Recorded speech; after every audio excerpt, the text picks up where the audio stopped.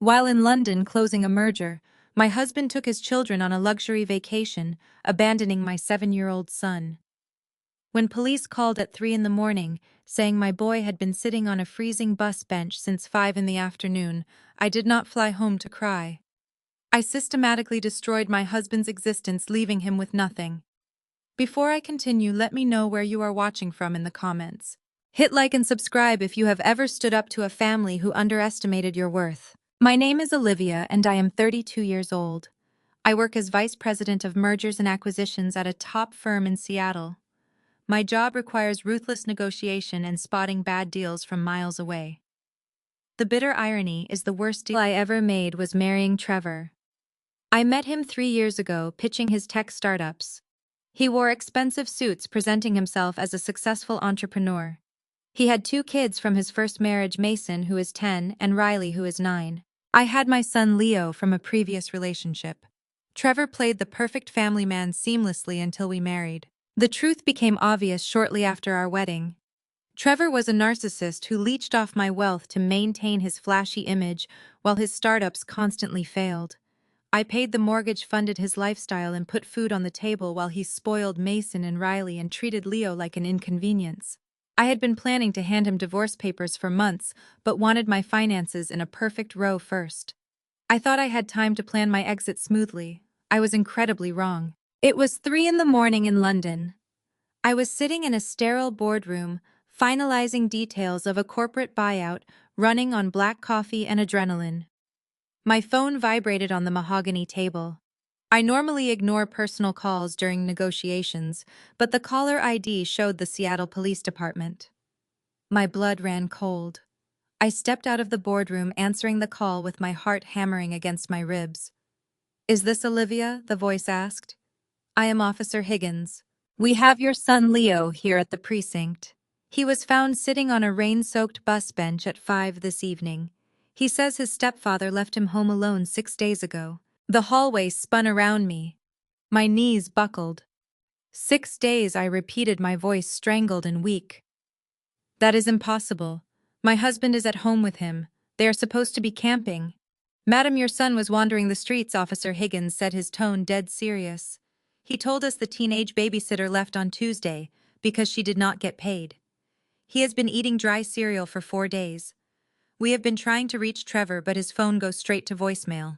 A blinding rage ignited deep in my chest.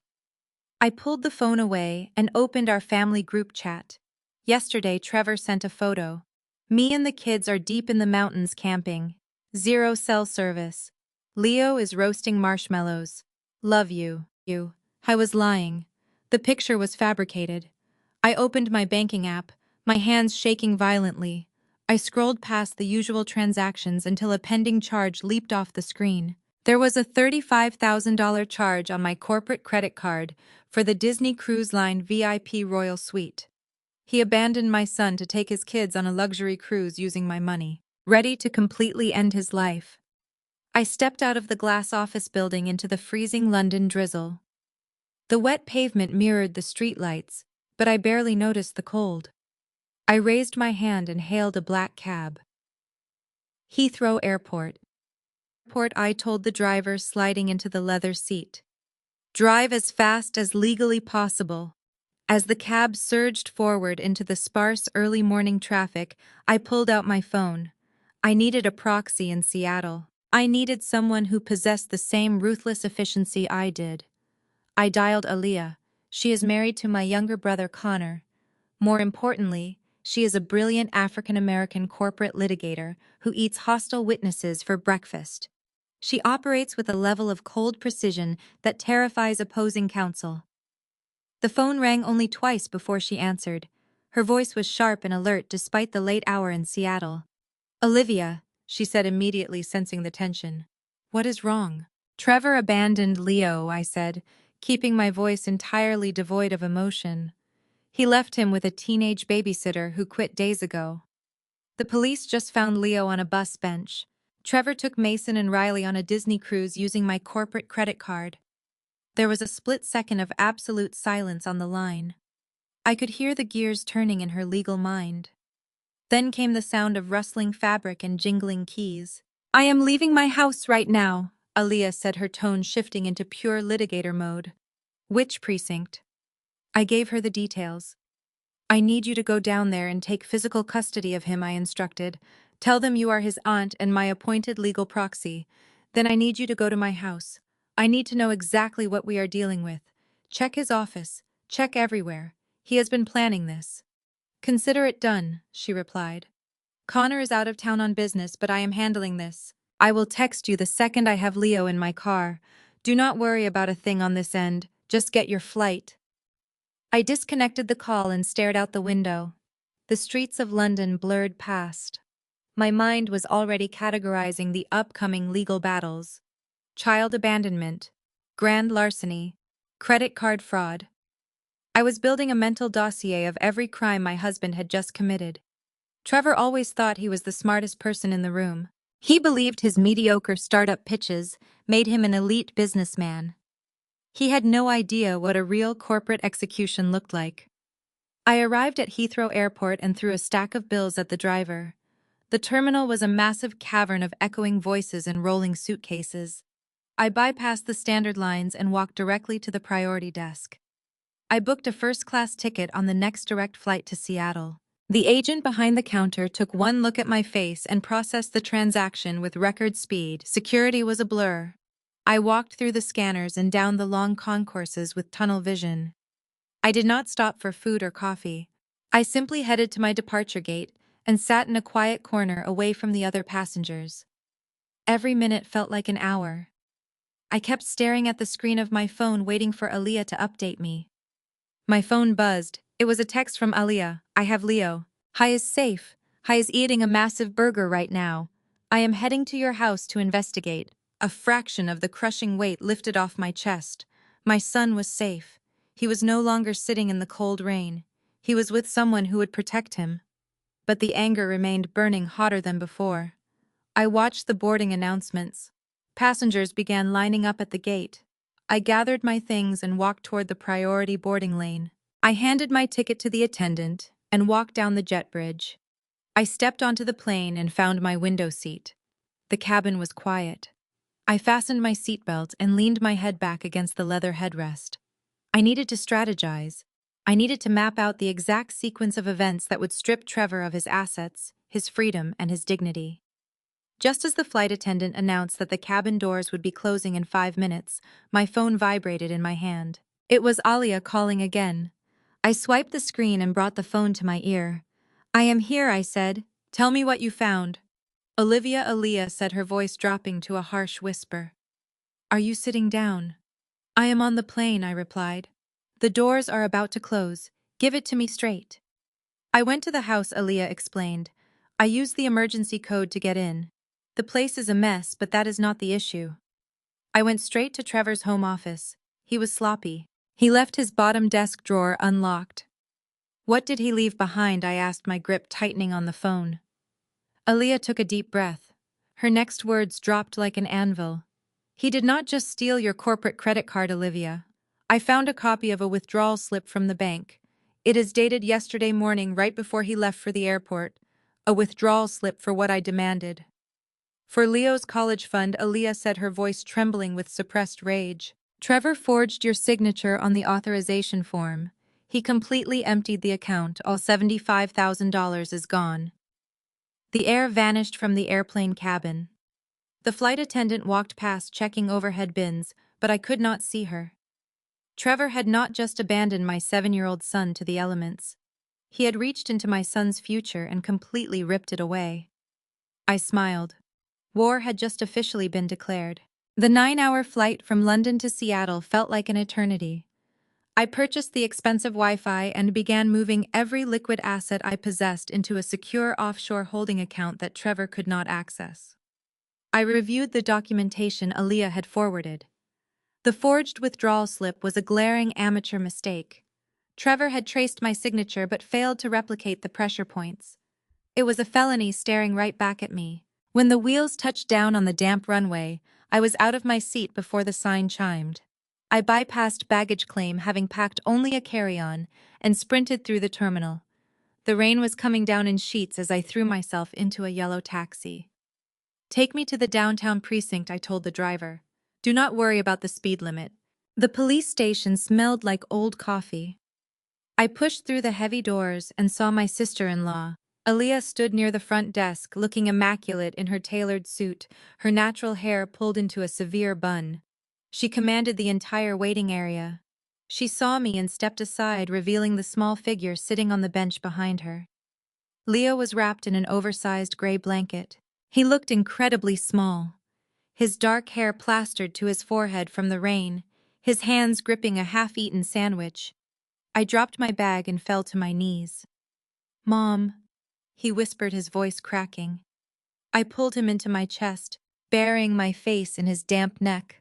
I held him so tightly I thought my ribs might shatter. "I am here, sweetheart," I murmured, kissing his cheek. "I am so sorry. Nobody is ever going to hurt you again." He trembled in my arms, his small body shivering despite the thick blanket. I pulled back to look at his face. His eyes were red-rimmed and exhausted. "Tell me exactly what happened, baby," I said, keeping my voice soft. "Trevor said you were staying in London longer," he explained, his voice quivering. "He brought a girl over. She said her name was Brittany, and she was 16. Trevor gave her a piece of paper and left with Mason and Riley in the big car. They had suitcases. Hy told me they were going to get camping supplies, but they never came back."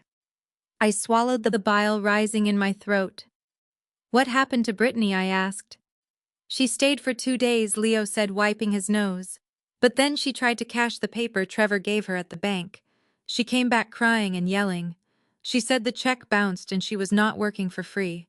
She packed her backpack and told me she had to go. She locked the door and left." My blood turned to ice. He left a 7-year-old with a teenage stranger and paid her with a bad check, knowing she would inevitably leave. "And then what did you do, Leo?" I asked, gently stroking his cheek. "I watched television," he said, looking down. "I ate the dry cereal in the pantry because I could not reach the microwave. I ate all the Cheerios. But today the water stopped working in the sink. I got really thirsty and scared. So I walked out the front door to find you. I walked for a long time until it started raining, and then I sat on the bench. The police car stopped and brought me here." I closed my eyes, taking a deep breath to prevent myself from screaming. He had survived on dry cereal for 4 days while the man supposed to protect him drank champagne on a luxury cruise. I stood up and faced Aaliyah. "The police have taken his official statement," she said, her voice low. "Child Protective Services has cleared him to leave with you since I provided your custody paperwork and flight logs proving you were out of the country.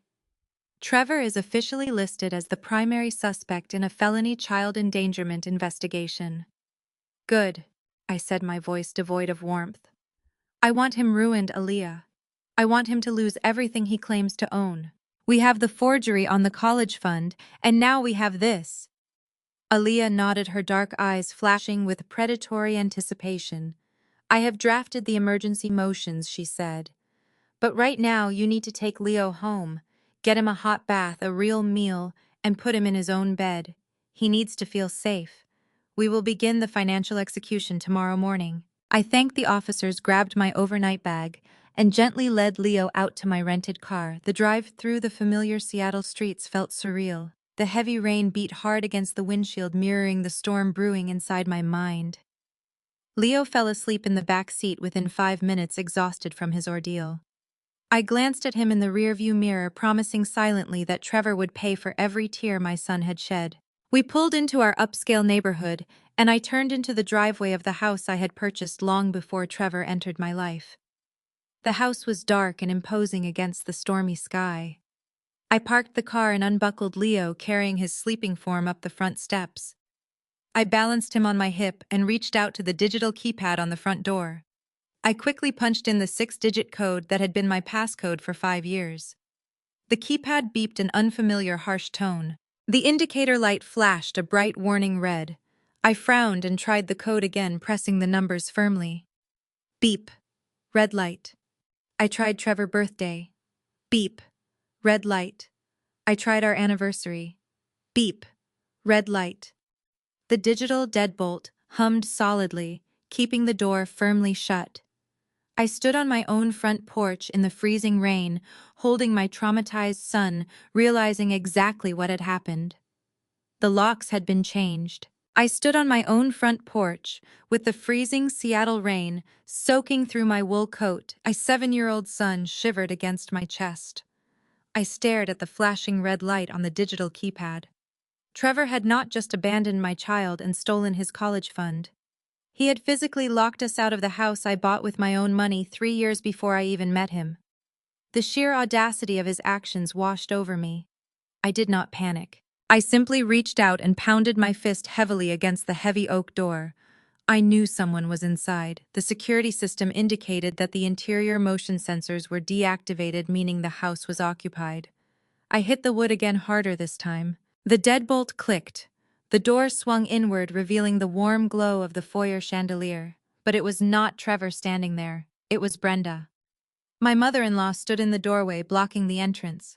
She was holding a crystal wineglass filled with my expensive Merlot. To make the scene even more repulsive, she was wearing my custom-tailored ivory silk robe, the one I had purchased in Milan during a business trip. It dragged slightly on the hardwood floor beneath her bare feet. She looked down at me and Leo with an expression of utter disgust. "What are you doing here?" Brenda asked, her voice dripping with raw condescension. "You are supposed to be in London, ignoring your family for your precious corporate mergers." "Step aside, Brenda," I said, my voice dangerously calm. "I am bringing my son inside. He is freezing and he needs a hot bath immediately." Brenda did not move an inch. She leaned against the doorframe, taking a slow sip of wine. She looked at Leo shivering in my arms and rolled her eyes. "He can go sleep in your rental car," she sneered. "Trevor told me all about how difficult the boy has been lately. My son is the man of this house and he works incredibly hard to tolerate your constant business trips. He completely deserves a luxury vacation with his real children. He needed a break from raising another man's mistake." My grip on Leo tightened. The urge to physically move her out of my way was overwhelming, but my corporate training kept my mind razor sharp. I knew any physical altercation would be used against me in the inevitable custody and divorce proceedings. "Trevor left a 7-year-old home alone with a teenage stranger," I stated coldly. "He paid her with a bad check. Leo was found by the police wandering the streets in the rain." Brenda waved her hand dismissively, completely unfazed by the horrific reality of what her son had done. "Trevor did what he had to do," she said proudly. "You are always choosing your career over your duties as a wife. You left him to handle everything. He had to put his own biological children first.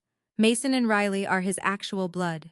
They deserve to experience the magic of a Disney cruise. If you wanted your kid taken care of, you should have stayed home like a proper mother, instead of chasing money across the ocean." I stared at the woman, realizing that Trevor's narcissistic behavior was not an anomaly.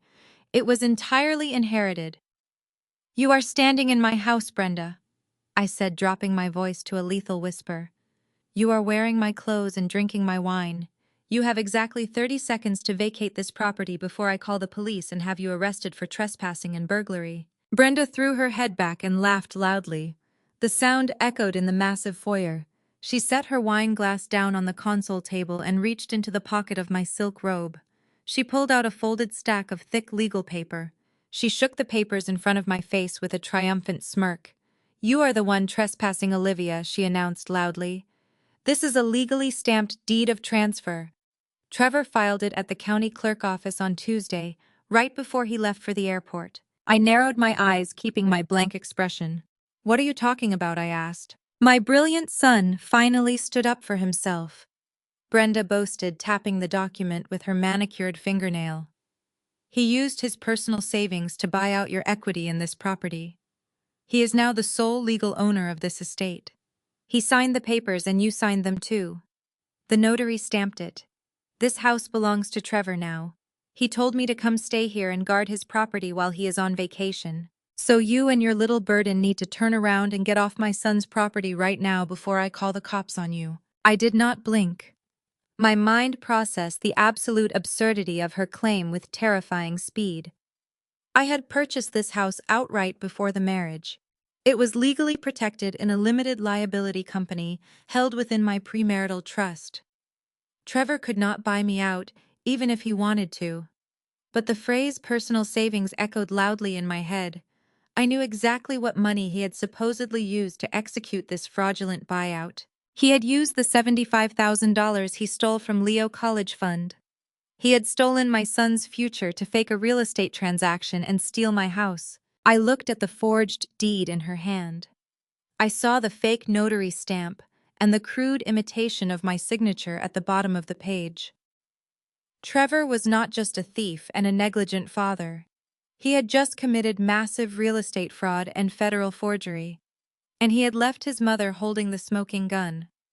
I took a deliberate step backward down the porch stairs and smiled as a sleek black vehicle aggressively entered my driveway. The sleek black SUV screeching to a halt right behind my rental car, commanding immediate attention.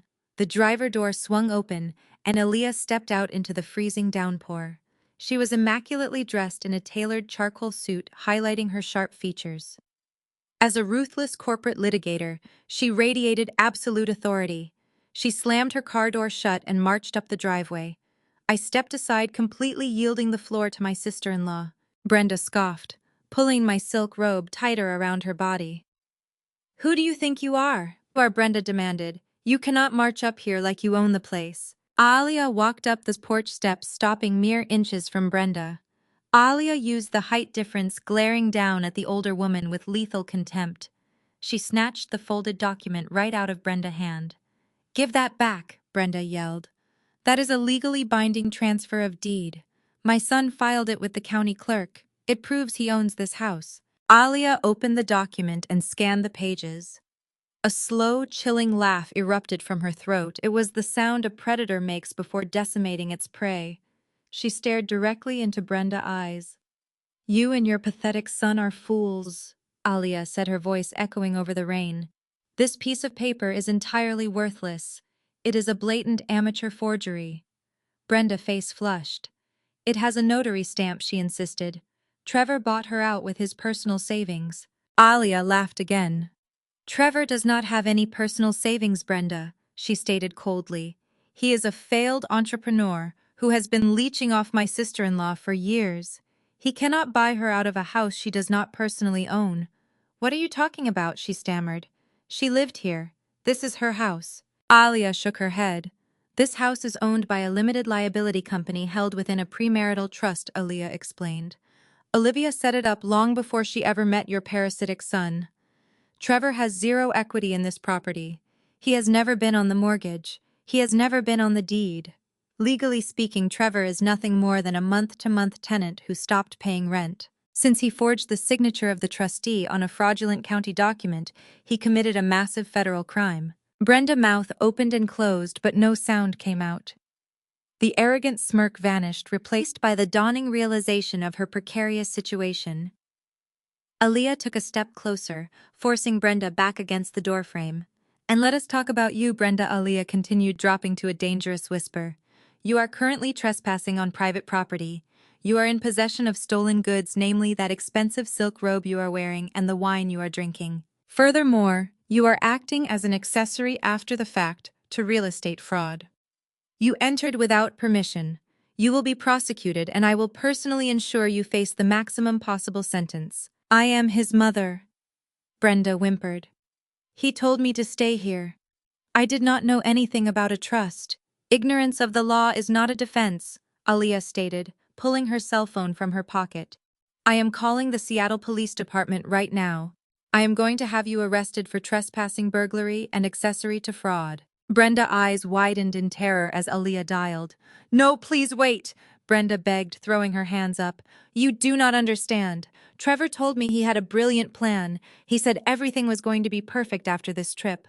He said he was finally going to secure the massive funding he needed for his new business." I stepped forward, holding Leo tighter against my chest. "What new business?" I demanded, my voice cutting through the rain. "Trevor does not have a new business. He has not pitched a startup in months."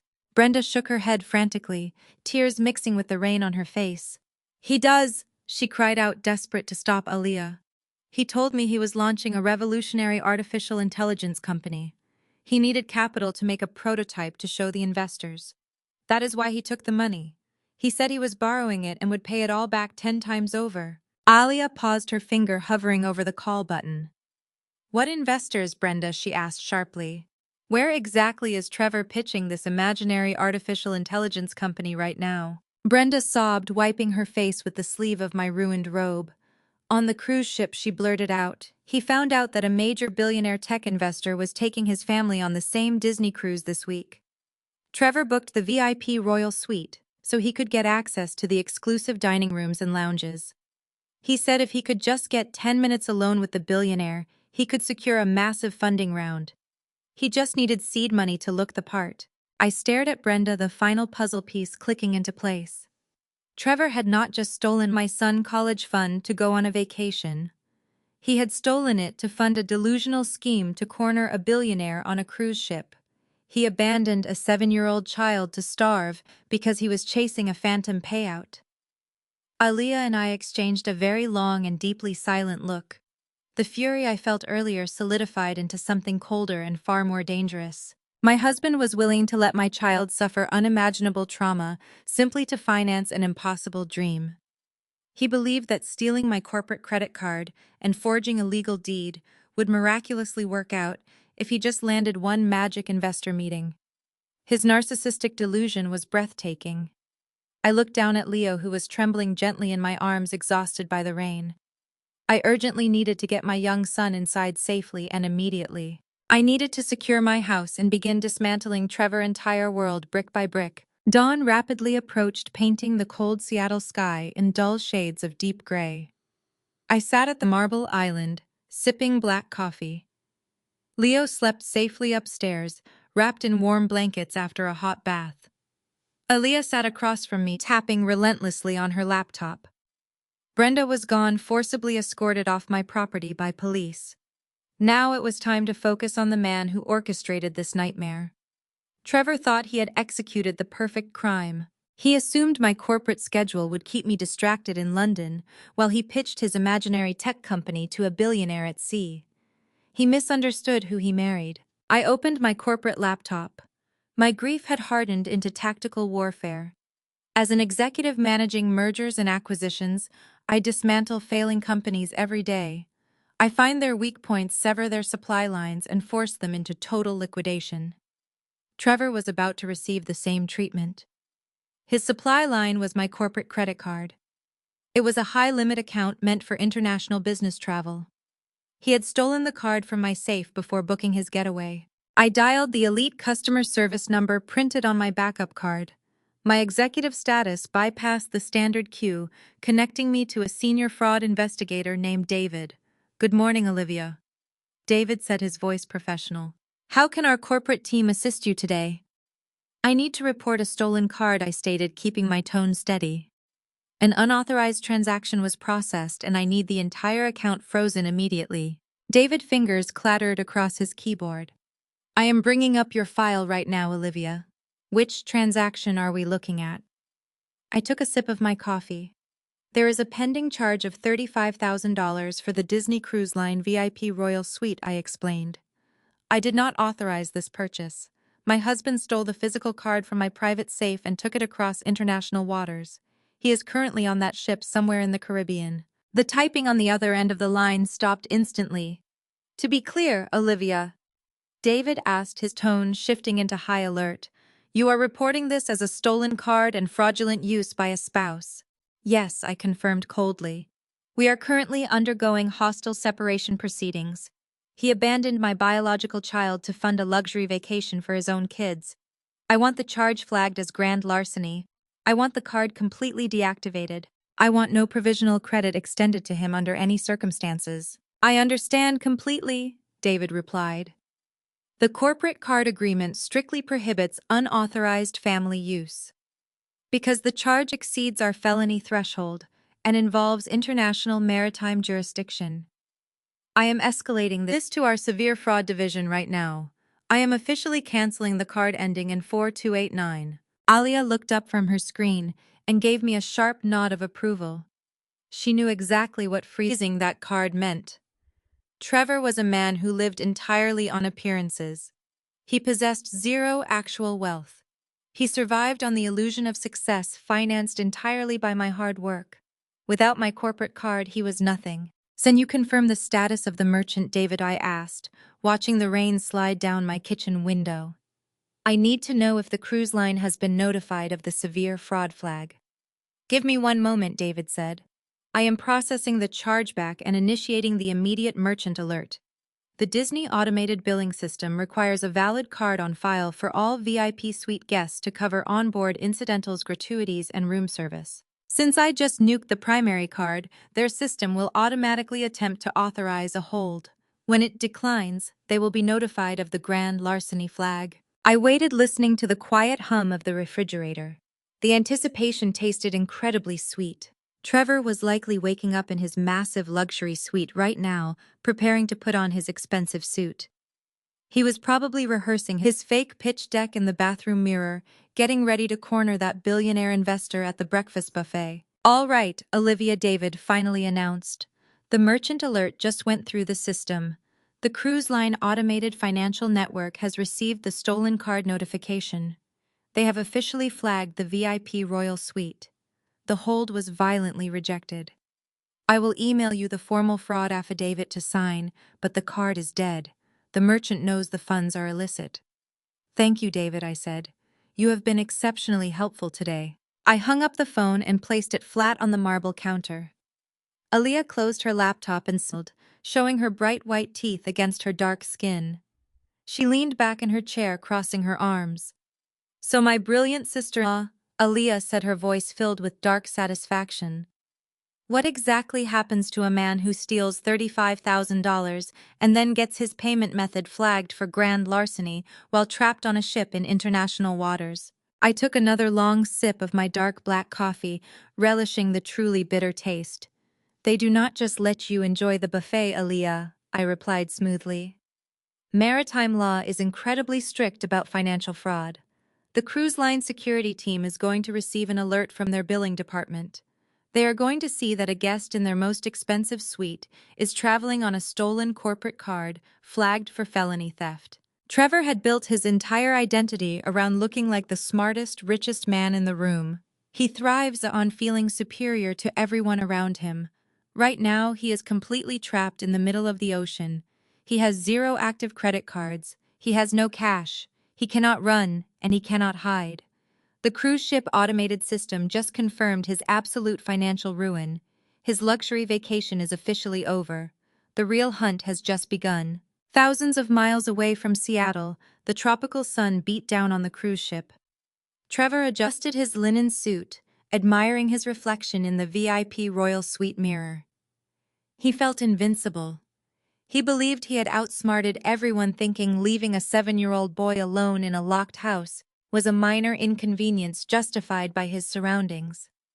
He sprayed cologne and walked into the living area, where his 2 children, Mason and Riley, were ordering exorbitant room service. Trevor checked his expensive gold watch. It was time to execute his plan. He had spent 2 days meticulously tracking William Davis, a legendary tech billionaire, vacationing in the adjoining suite. Trevor ushered his children out and led them toward the exclusive dining room reserved for upper-deck guests. The grand hall featured crystal chandeliers and velvet seating. Trevor spotted William Davis at a corner table. This was the moment. Trevor signaled the head sommelier, ordering a $5,000 bottle of vintage champagne. He instructed the waiter to deliver it to the billionaire, hoping to force a high-stakes introduction. Trevor handed over my metallic corporate credit card with a smug flourish. He leaned back in his velvet chair, smiling at his children, promising them a massive mansion once his new artificial intelligence company secured funding. Exactly 5 minutes passed, then 10 minutes. The sommelier did not return with the champagne. Instead, the heavy mahogany doors swung open. The ship head of security, a towering man in a crisp white uniform, marched into the room, flanked by 3 muscular officers. They bypassed the standard tables, walking directly toward Trevor. The dining room chatter died instantly. Every wealthy guest, including William Davis, turned to watch. The head of security stopped at Trevor's table. "Sir, I need you to stand up and place your hands where I can see them," the officer commanded, his voice carrying clearly. Trevor offered a nervous laugh, looking around to see if this was a nautical joke.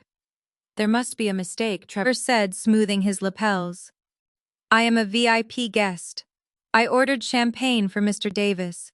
I am paying with a premier corporate account. The security chief did not smile. There is no mistake, sir, he stated loudly, ensuring every word echoed. The corporate credit card you provided has been permanently deactivated by the issuing bank. The automated financial network flagged this account for severe international corporate fraud and grand larceny. The bank reported the physical card was stolen from a corporate executive and is being used illegally. The color completely drained from Trevor's face, leaving him looking like a terrified ghost. He stammered and stuttered, looking frantically at the billionaire who was now staring at him with absolute disgust. That is my wife account. Trevor pleaded, his voice cracking under the intense public scrutiny. We just had a small marital misunderstanding. I have money. I own property in Seattle. Your transaction was violently rejected by the merchant network, the security chief continued. We have been instructed to immediately revoke your VIP status. You possess stolen corporate funds and attempted to purchase luxury goods on our vessel. I need you and your children to gather your belongings right now. You are being officially escorted out. Mason and Riley began to whine about their food. Trevor tried to shush them, his hands shaking uncontrollably as he stood up. The entire room watched in deafening silence as his wealthy facade completely shattered into pathetic pieces. The security officers surrounded them, forming a tight perimeter. They marched Trevor and his children through the center aisle. William Davis shook his head and turned back to his meal, entirely dismissing the fraudulent man who tried to buy his attention. Trevor was marched down 4 flights of stairs away from the luxury suites. The security team pushed him into a windowless holding cabin deep within the bowels of the ship. The heavy metal door clicked shut, locking them inside. Panic fully consumed him. His chest heaved as he pulled out his cell phone. His hands trembled violently as he unlocked the screen. He dialed my personal number, praying I would answer and fix the massive disaster he had created. I was sitting at my marble kitchen island in Seattle, sipping hot coffee, when my phone lit up with an international incoming call. I saw Trevor's face flash on the screen. I smiled brightly and answered the call on the 3rd ring, keeping my voice light and incredibly sweet. Hello, Trevor, I said cheerfully. Olivia, thank God you answered. Trevor gasped, his voice tight with sheer panic. You need to call your corporate bank right now. There is a massive mistake. They froze the credit card and the cruise security team just locked me in a windowless room. They are saying I committed grand larceny. You have to fix this immediately. I took a slow sip of my coffee, letting the silence stretch across the ocean. Oh, honey, I said, my voice dripping with sugary innocence. I completely understand why the bank froze your card. They saw a $35,000 charge originating from a cruise ship near the Bahamas. It triggered an automatic fraud alert because you told me you were deep in the mountains camping with no cell service. Since you and the kids are roasting marshmallows in the freezing woods of Washington State, obviously someone must have stolen my card and taken it to the Caribbean. Olivia, please. Olivia, please, Trevor begged, realizing exactly what I was doing. Do not worry about a single thing, honey. I continued, my tone cheerful and bright. I will march down to the bank and sort out this entire misunderstanding. But today is Saturday, and the corporate fraud offices are completely closed for the weekend. I will definitely fix it for you on Monday. Have a truly wonderful time camping. I disconnected the open line and permanently blocked his personal phone number. I set my phone on the marble island and looked at Aaliyah. She typed furiously, her eyes reflecting the screen. We had neutralized his immediate resources and trapped him in a floating prison cell. Cutting off his access to my corporate card was merely the opening salvo. Trevor had used my money to steal a luxury vacation, but his absolute worst crime was abandoning my 7-year-old son to suffer alone in a freezing house. A man treating a child like garbage does not deserve to be a father. He spent years weaponizing Mason and Riley to extract money and sympathy from me. He played the devoted super dad while simultaneously dodging his actual responsibilities. It was time to permanently sever his parental rights. I walked over to the coffee maker and poured myself another cup. How are we looking on the secondary strike? I asked, leaning against the counter.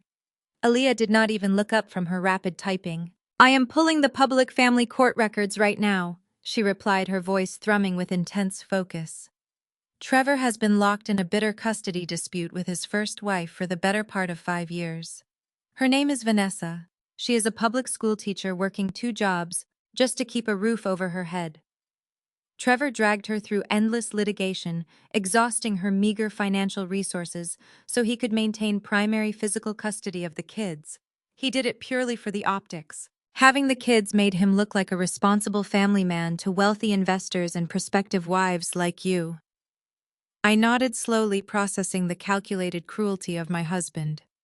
He used those children as props in his ongoing theatrical performance. He never actually cared about their well-being. If he did, he would not have involved them in a felony fraud scheme on international waters. Contact her, I instructed. Tell her she just acquired the most ruthless corporate litigator in Seattle absolutely free of charge. Aaliyah smiled a sharp, predatory grin. She picked up her cell phone and dialed the number she had extracted from the court filings. The phone rang 3 times before a tired voice answered on the other end. Vanessa. Aaliyah said, her tone instantly shifting into a smooth, professional cadence. My name is Aaliyah. I am a senior corporate litigator, and I am currently representing my sister-in-law, Olivia, in a high-stakes separation proceeding against your ex-husband, Trevor. I understand you have been fighting a losing battle for custody of Mason and Riley because you cannot afford elite legal representation. I am calling to officially offer you my services entirely pro bono. There was a long, heavy silence on the line. I could hear the faint sound of a woman crying softly in disbelief. Trevor has nearly bankrupted me fighting for my babies. Vanessa finally whispered, her voice cracking with raw emotion. He always wins because he hires expensive lawyers and buries me in endless paperwork. He tells the judge he is a struggling entrepreneur, but then he posts pictures of his luxury cars and massive house. I cannot fight him anymore. You do not have to fight him anymore, Aaliyah stated firmly. I am taking over your case effective immediately. I need you to send me every single financial affidavit Trevor has ever submitted to the family court during your custody hearings. Send me the child support agreements, the income declarations, and the tax returns he filed with the judge. I am going to tear his life apart piece by piece. Within 10 minutes, my inbox pinged with a massive encrypted file containing 5 years of Trevor's sworn family court testimony. Aaliyah and I sat side by side at the kitchen island, opening the documents one by one. We cross-referenced his official sworn statements with the financial records I possessed from our marriage. Trevor had always claimed his startups were just on the verge of massive profitability, but he insisted he took no personal salary to keep the businesses afloat. He told me he needed my financial support temporarily until his equity vested. He was selling a completely different story to the family court judge. Look at this, Aaliyah said, pointing a manicured finger at a sworn affidavit dated 2 years ago. Trevor declared his annual income to be less than $18,000. He legally classified himself as living below the poverty line. He submitted this paperwork to the judge under the penalty of perjury to completely avoid paying any child support to Vanessa. He claimed he was utterly destitute. I leaned closer to the screen, my eyes scanning the fraudulent numbers. He submitted this exact document during the same month he convinced me to lease him a brand new $90,000 sports car. I noted, my voice dropping to a dangerous whisper. He was living in my multi-million-dollar home, eating food I purchased, and wearing designer suits I financed, while telling a judge he could not afford to buy his own children winter coats. The sheer magnitude of his deception was breathtaking. He had meticulously compartmentalized his lies, defrauding his ex-wife out of vital child support, while simultaneously draining my bank accounts to fund his lavish lifestyle. He was playing both sides of the legal system to maximize his own personal gain. Aaliyah's fingers flew across her keyboard, drafting an emergency motion. He forged his income statements for years, she announced, her eyes locking onto mine with lethal intensity. He committed systemic perjury to manipulate custody. He claimed he was utterly penniless while secretly living entirely off your assets. Trevor was currently trapped in a windowless holding cabin, stewing in his own failure. He had absolutely no idea that while he desperately tried to figure out how to pay for his stolen vacation, we were systematically destroying his fake life. The hook was set perfectly, and he was going down completely.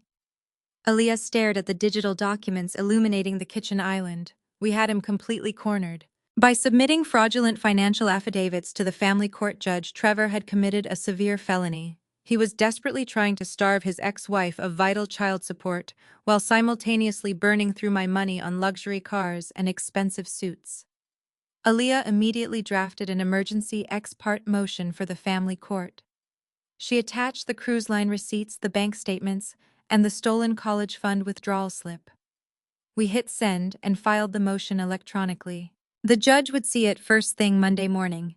Trevor custody arrangement was effectively dead. Meanwhile, thousands of miles away, in the middle of the ocean, Trevor was spiraling into panic. The cruise ship security team had locked him and his two children in a windowless holding cabin deep in the lower decks. They were waiting to be processed at the next port of call. Trevor paced the small room like a trapped animal. He had no credit cards and no access to any banking applications. His grand delusion of securing funding from a billionaire investor had evaporated the moment his card was rejected in the dining room. But a true narcissist never believes he is defeated. He always thinks he can manipulate his way out of any consequence. Trevor noticed a wall-mounted telephone near the cabin door. It was meant for contacting the security desk, but he knew how to bypass internal routing systems from his limited technical background. He picked up the receiver and punched in a sequence of numbers securing an outside international line.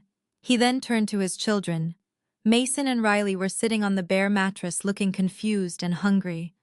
Trevor knelt in front of them and manufactured a look of deep sorrow. He told them that their evil stepmother had maliciously frozen his accounts to ruin their magical vacation.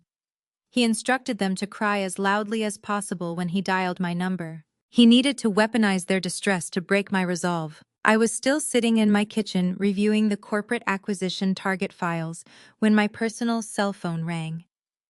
The caller ID showed an unknown international maritime routing number. I knew exactly who it was. I answered the call and placed the phone on the marble counter, activating the speakerphone feature. Aaliyah leaned in to listen. The moment the connection opened, the sound of children sobbing filled my kitchen. Mason and Riley were wailing loudly, their cries echoing through the small ship cabin. Then Trevor's voice came through the speaker, dripping with manufactured anguish and desperate manipulation. "Olivia, please, you have to help us." Trevor begged, his voice cracking perfectly on cue. "The kids are absolutely terrified. We are locked in a tiny dark room, and they are treating us like common criminals. You are breaking their hearts, Olivia. They do not understand why their stepmother is being so incredibly cruel to them." I stared at the phone. My expression was completely blank. I did not speak a single word. I simply let him continue his pathetic theatrical performance. "I know I made a mistake, Olivia," he pleaded, leaning into his role as the victim. "I made a simple mistake because I was stressed about my business. I just wanted to give my kids one magical week. Is that really a crime? Are you truly going to punish innocent children because you are mad at me? You have plenty of money, Olivia. You can afford to unfreeze the card and let us finish this vacation. We can talk about everything calmly when I get back to Seattle. Just be a decent person and stop punishing my children for a simple mistake." Aaliyah shook her head in absolute disgust. A simple mistake. He classified stealing a massive college fund and abandoning a 7-year-old boy to starve in a freezing house as a simple mistake.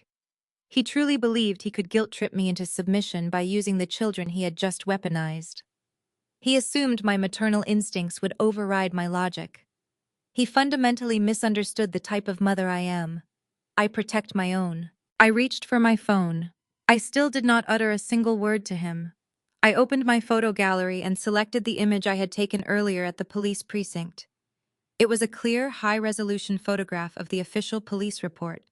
The document clearly outlined the criminal charges of felony child endangerment and felony child abandonment regarding Leo. It detailed how my 7-year-old son was found wandering the freezing streets alone because his stepfather had abandoned him to go on a luxury cruise. I attached the image of the police report to a text message directed to his personal email address.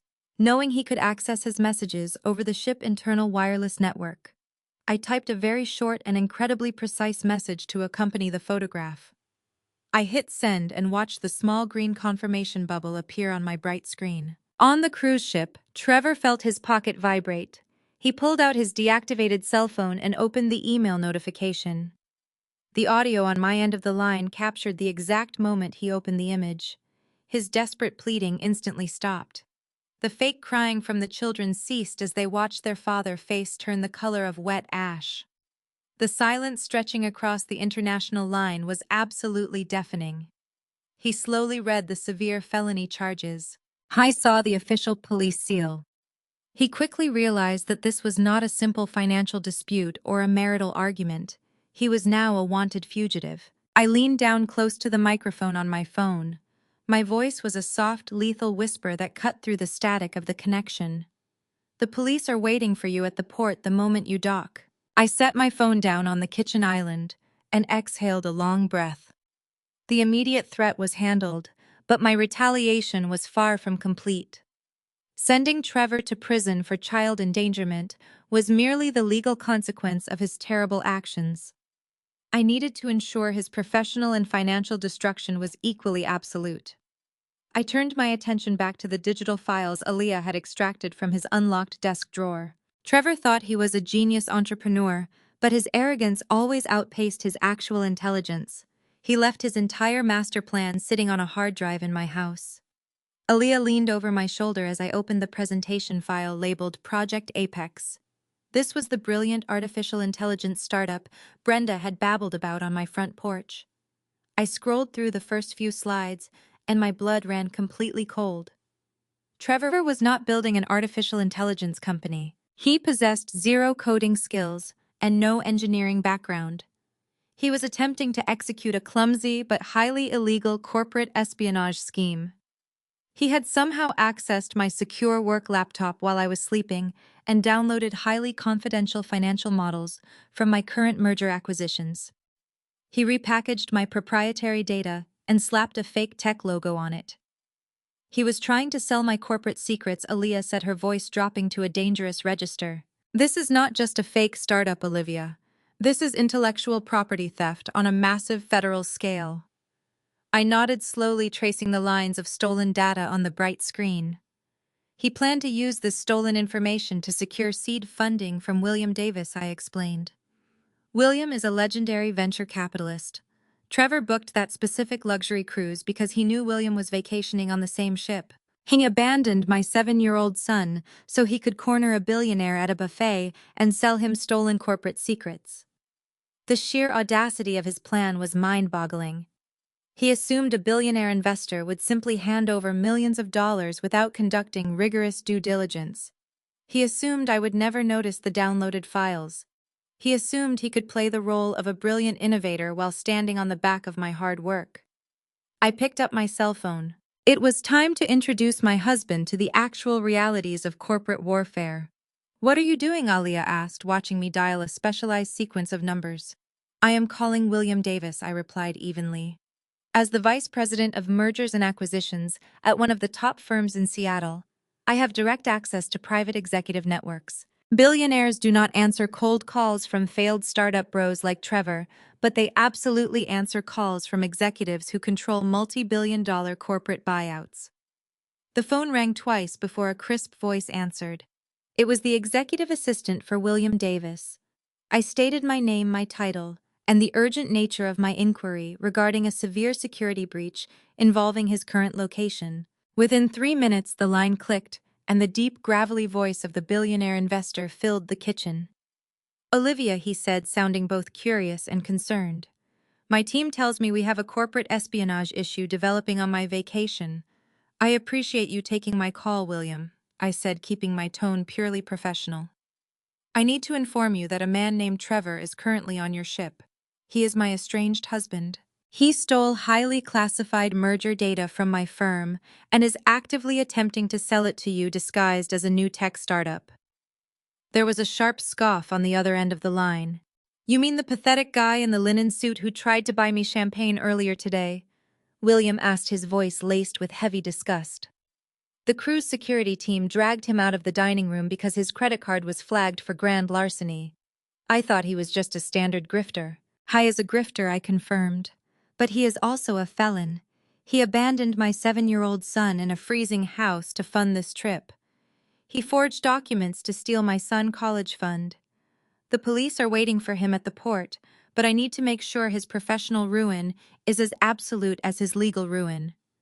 I could hear the immediate shift in the billionaire demeanor. Corporate espionage was one thing, but child abandonment crossed a line that even ruthless investors despised. William was known for his philanthropic work with children. Trevor could not have picked a worse target for his delusional scheme. "What do you need me to do, Olivia?"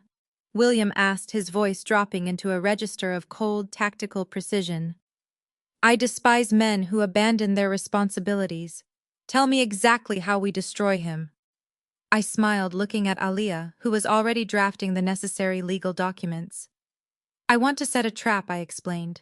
"When Trevor realizes his cruise is over and he is facing felony charges, he will desperately try to salvage his fake business deal.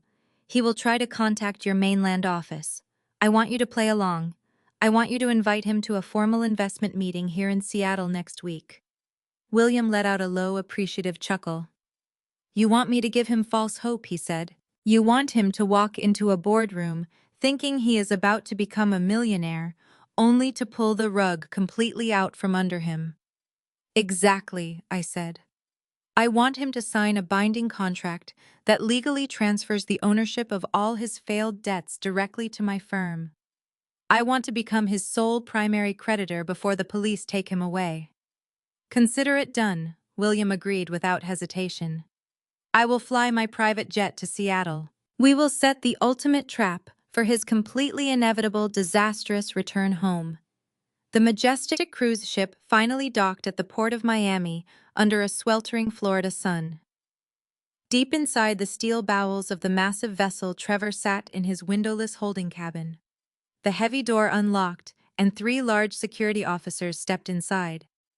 They did not offer him a complimentary breakfast or a polite farewell. They simply grabbed his designer luggage and ordered him to walk. Trevor adjusted his wrinkled linen suit and ran a hand through his unwashed hair. He gripped the hands of his 2 children, Mason and Riley, pulling them along the narrow service corridors. Despite spending the last few days locked in a maritime prison, Trevor still believed he held the upper hand.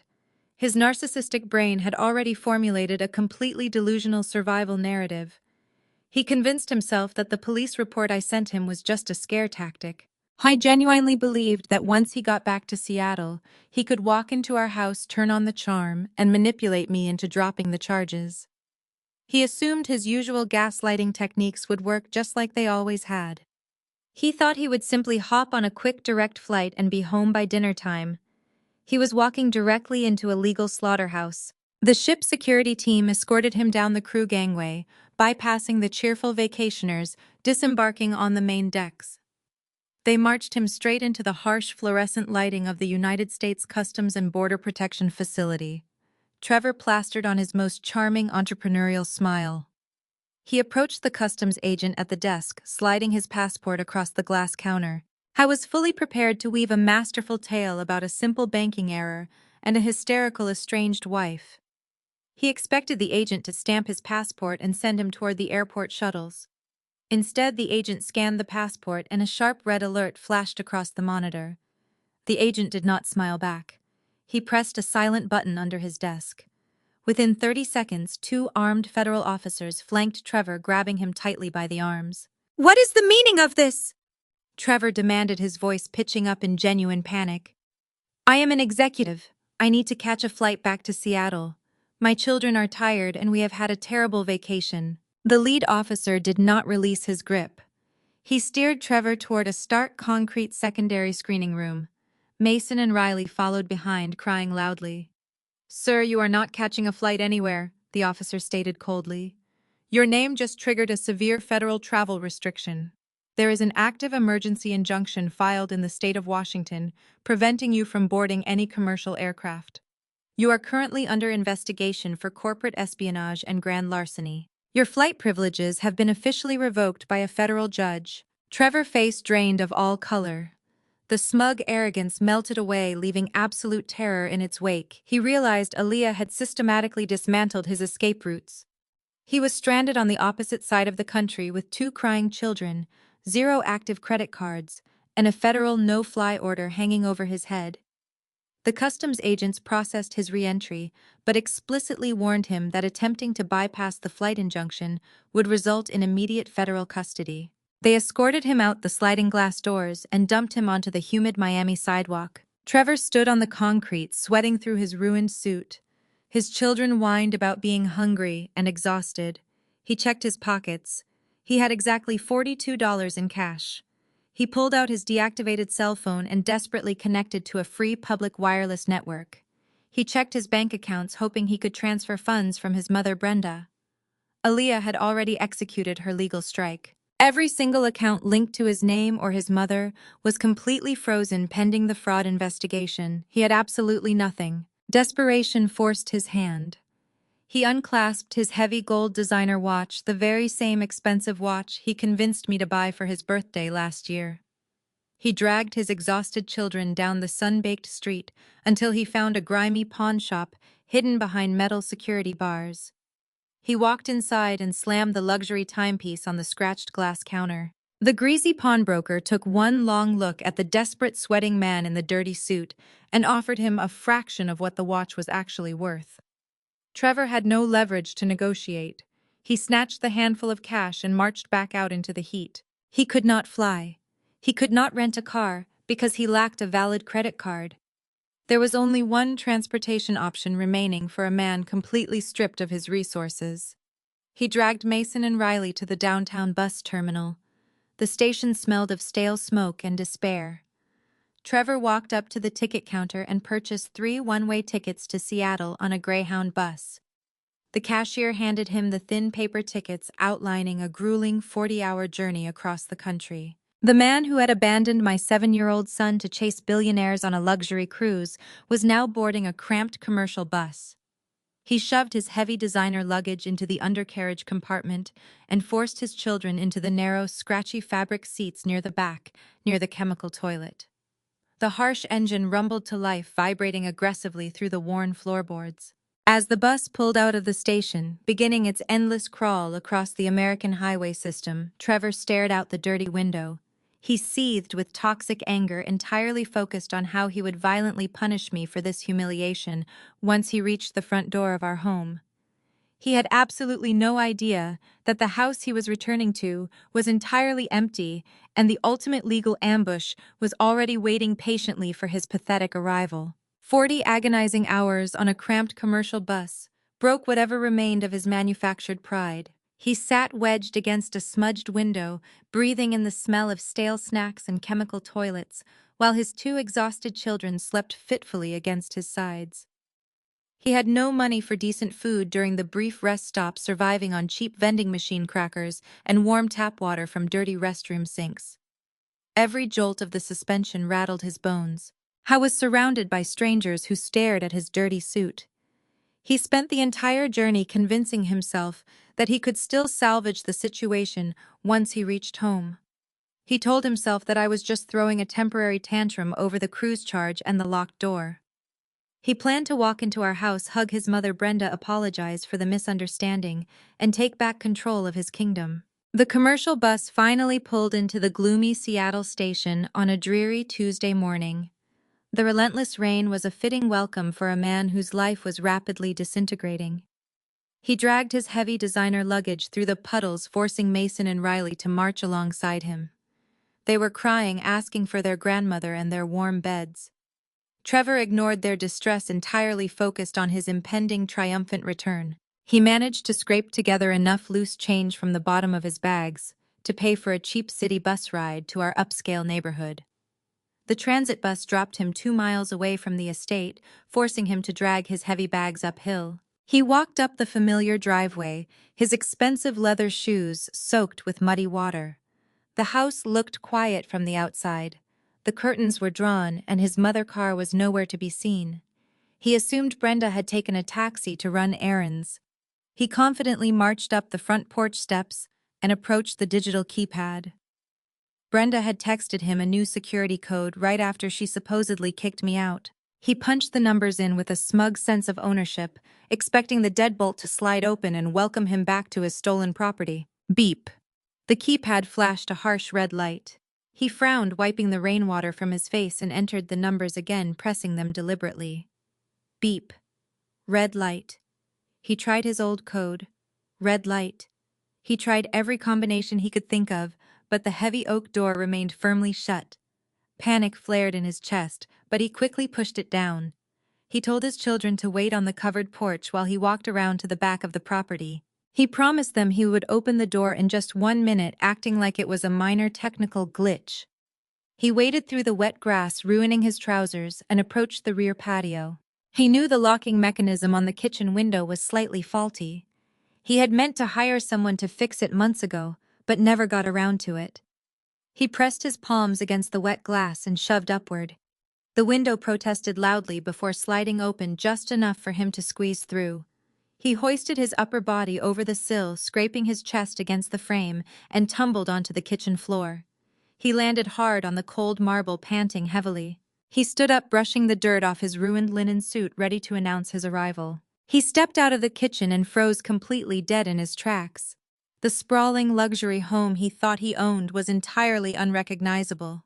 Every single piece of furniture he had claimed as his own was gone. The custom leather sofas, the expensive artwork, the massive flat-screen televisions were all missing.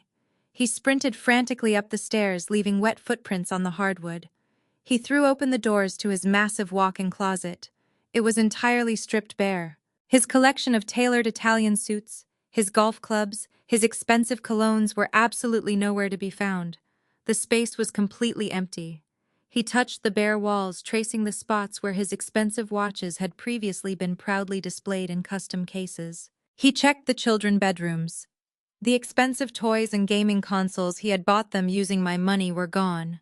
The entire house had been clinically, systematically purged of his entire existence. He ran back downstairs, his heart hammering wildly against his ribs. The silence in the grand hallway was absolutely deafening, making his rapid breathing sound exceptionally loud. He turned the corner into the massive formal living room, expecting to find a completely empty space. He stopped breathing. The room was not completely empty. In the exact center of the vast space, where his entertainment center used to sit, was a single polished mahogany boardroom table. It looked entirely out of place in a residential home, projecting the cold, clinical atmosphere of a corporate execution chamber. Sitting comfortably at the head of the table was me. I was wearing my sharpest black business suit, my hands folded neatly in front of me. To my right sat Aaliyah, looking equally lethal in navy blue, holding a very thick stack of prepared legal folders. But it was the man sitting to my left that caused Trevor's knees to physically buckle. Leaning back in a leather chair, swirling a cup of black coffee, was William Davis. The legendary tech billionaire Trevor had stalked across the ocean was sitting in my living room. He was wearing a casual gray sweater, looking completely relaxed and perfectly at home inside my personal sanctuary. William looked at the wet, pathetic man standing in the doorway and offered a shark-like predatory smile. Trevor gasped for air, his brain completely failing to comprehend the scene unfolding before him. He had crawled through a window into his own worst nightmare. The ultimate trap was perfectly sprung, and he knew it. Trevor stood frozen in the doorway of our gutted living room, dripping wet in his ruined linen suit. The silence in the massive empty space was absolute. His panicked eyes darted frantically from me to Aaliyah and finally landed directly on William Davis. The legendary tech billionaire sat casually in a leather chair, sipping black coffee from my favorite ceramic mug. Trevor swallowed hard. His chest heaved as his mind tried to process the impossible scene. He crawled through a window expecting a sanctuary but found his executioners waiting. But a narcissist never truly surrenders. Instead of dropping to his knees and begging for mercy, Trevor attempted a pathetic pivot. He forced a wide, fake smile onto his pale face and stepped fully into the room. He ran a trembling hand through his wet hair, trying to project the image of a confident executive. "Olivia, honey," he said, his voice cracking slightly before forcing it lower. "What is all this? Did you hire a cleaning service to reorganize the furniture?" "And Mr. Davis," What an absolute honor it is to see you again. I apologize for the misunderstanding on the ship. My wife has been under an immense amount of stress lately, and she sometimes suffers from severe hormonal breakdowns. She tends to overreact and freeze my corporate accounts when she gets overly emotional. Alia let out a sharp scoff, but I simply held up my hand to silence her. I wanted to let Trevor dig his own grave deeply. Trevor ignored us and focused entirely on the billionaire. He took another step forward, reaching into his soaked jacket. He pulled out a crumpled, damp stack of papers. It was the physical copy of his stolen pitch deck.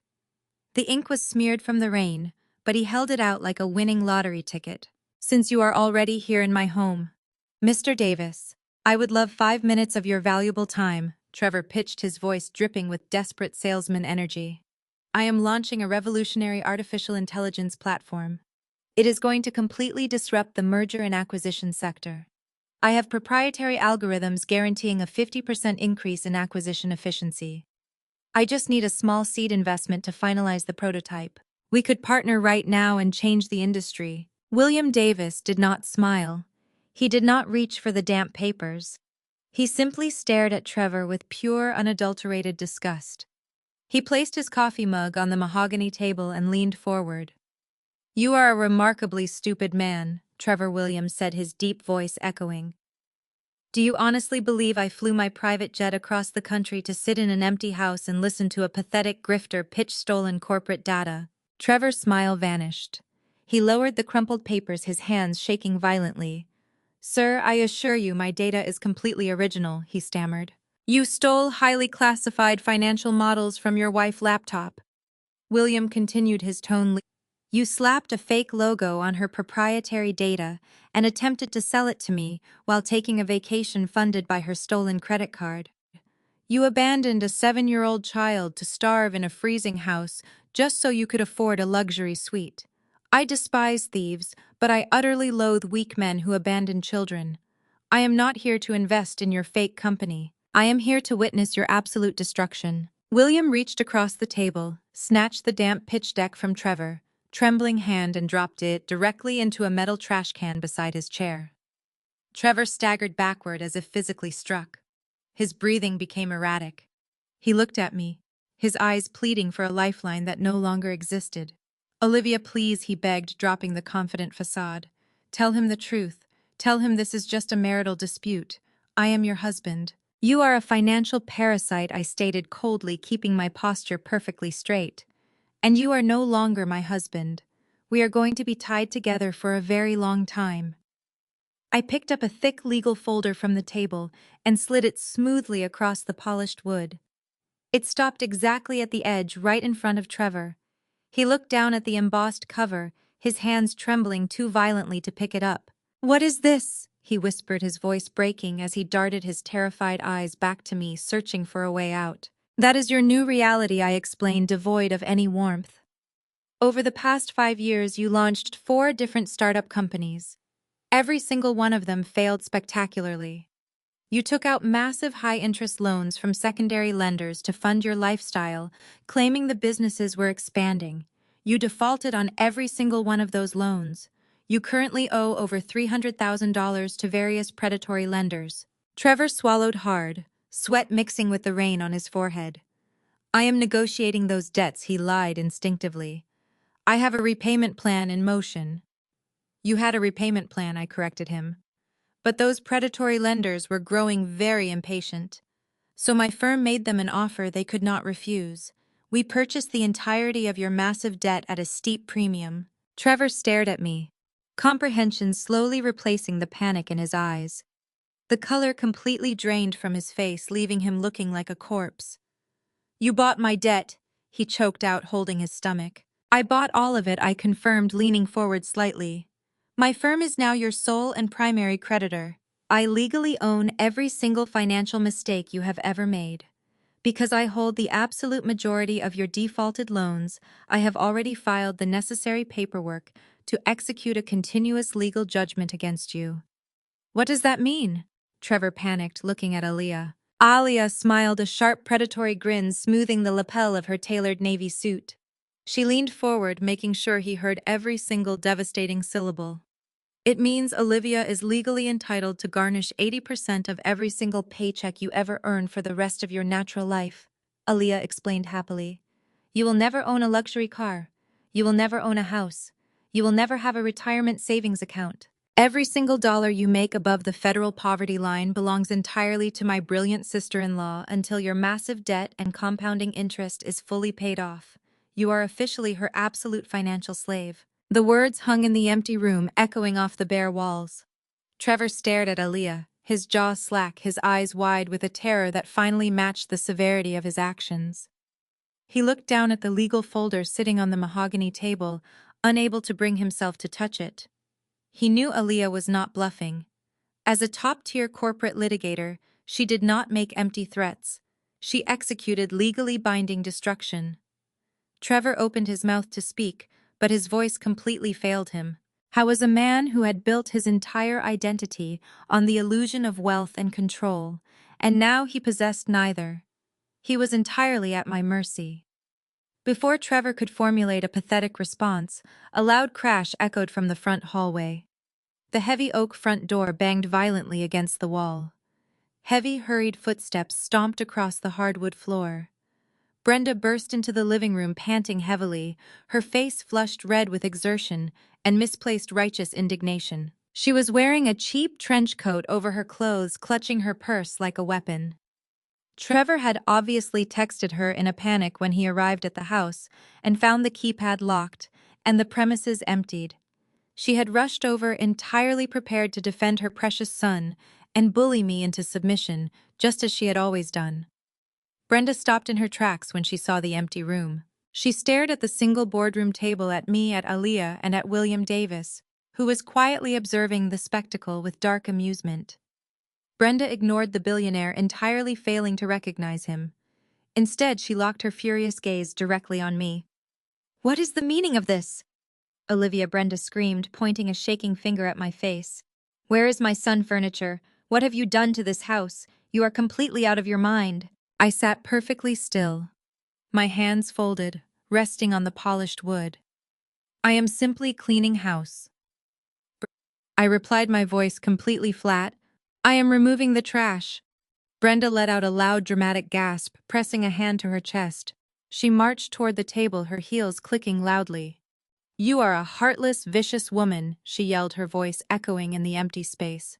"My son works tirelessly to provide for you, and this is how you repay him. He takes his children on a well-deserved vacation, and you throw a hysterical tantrum. You have always hated his children. You are a cold, obsessed career woman who cares more about corporate mergers than family values." I did not flinch. Aaliyah let out a low, sharp laugh. "You think this is funny?" Brenda demanded, turning her rage toward my sister-in-law. "I will wipe that smile off your face. I am calling the local news stations right now.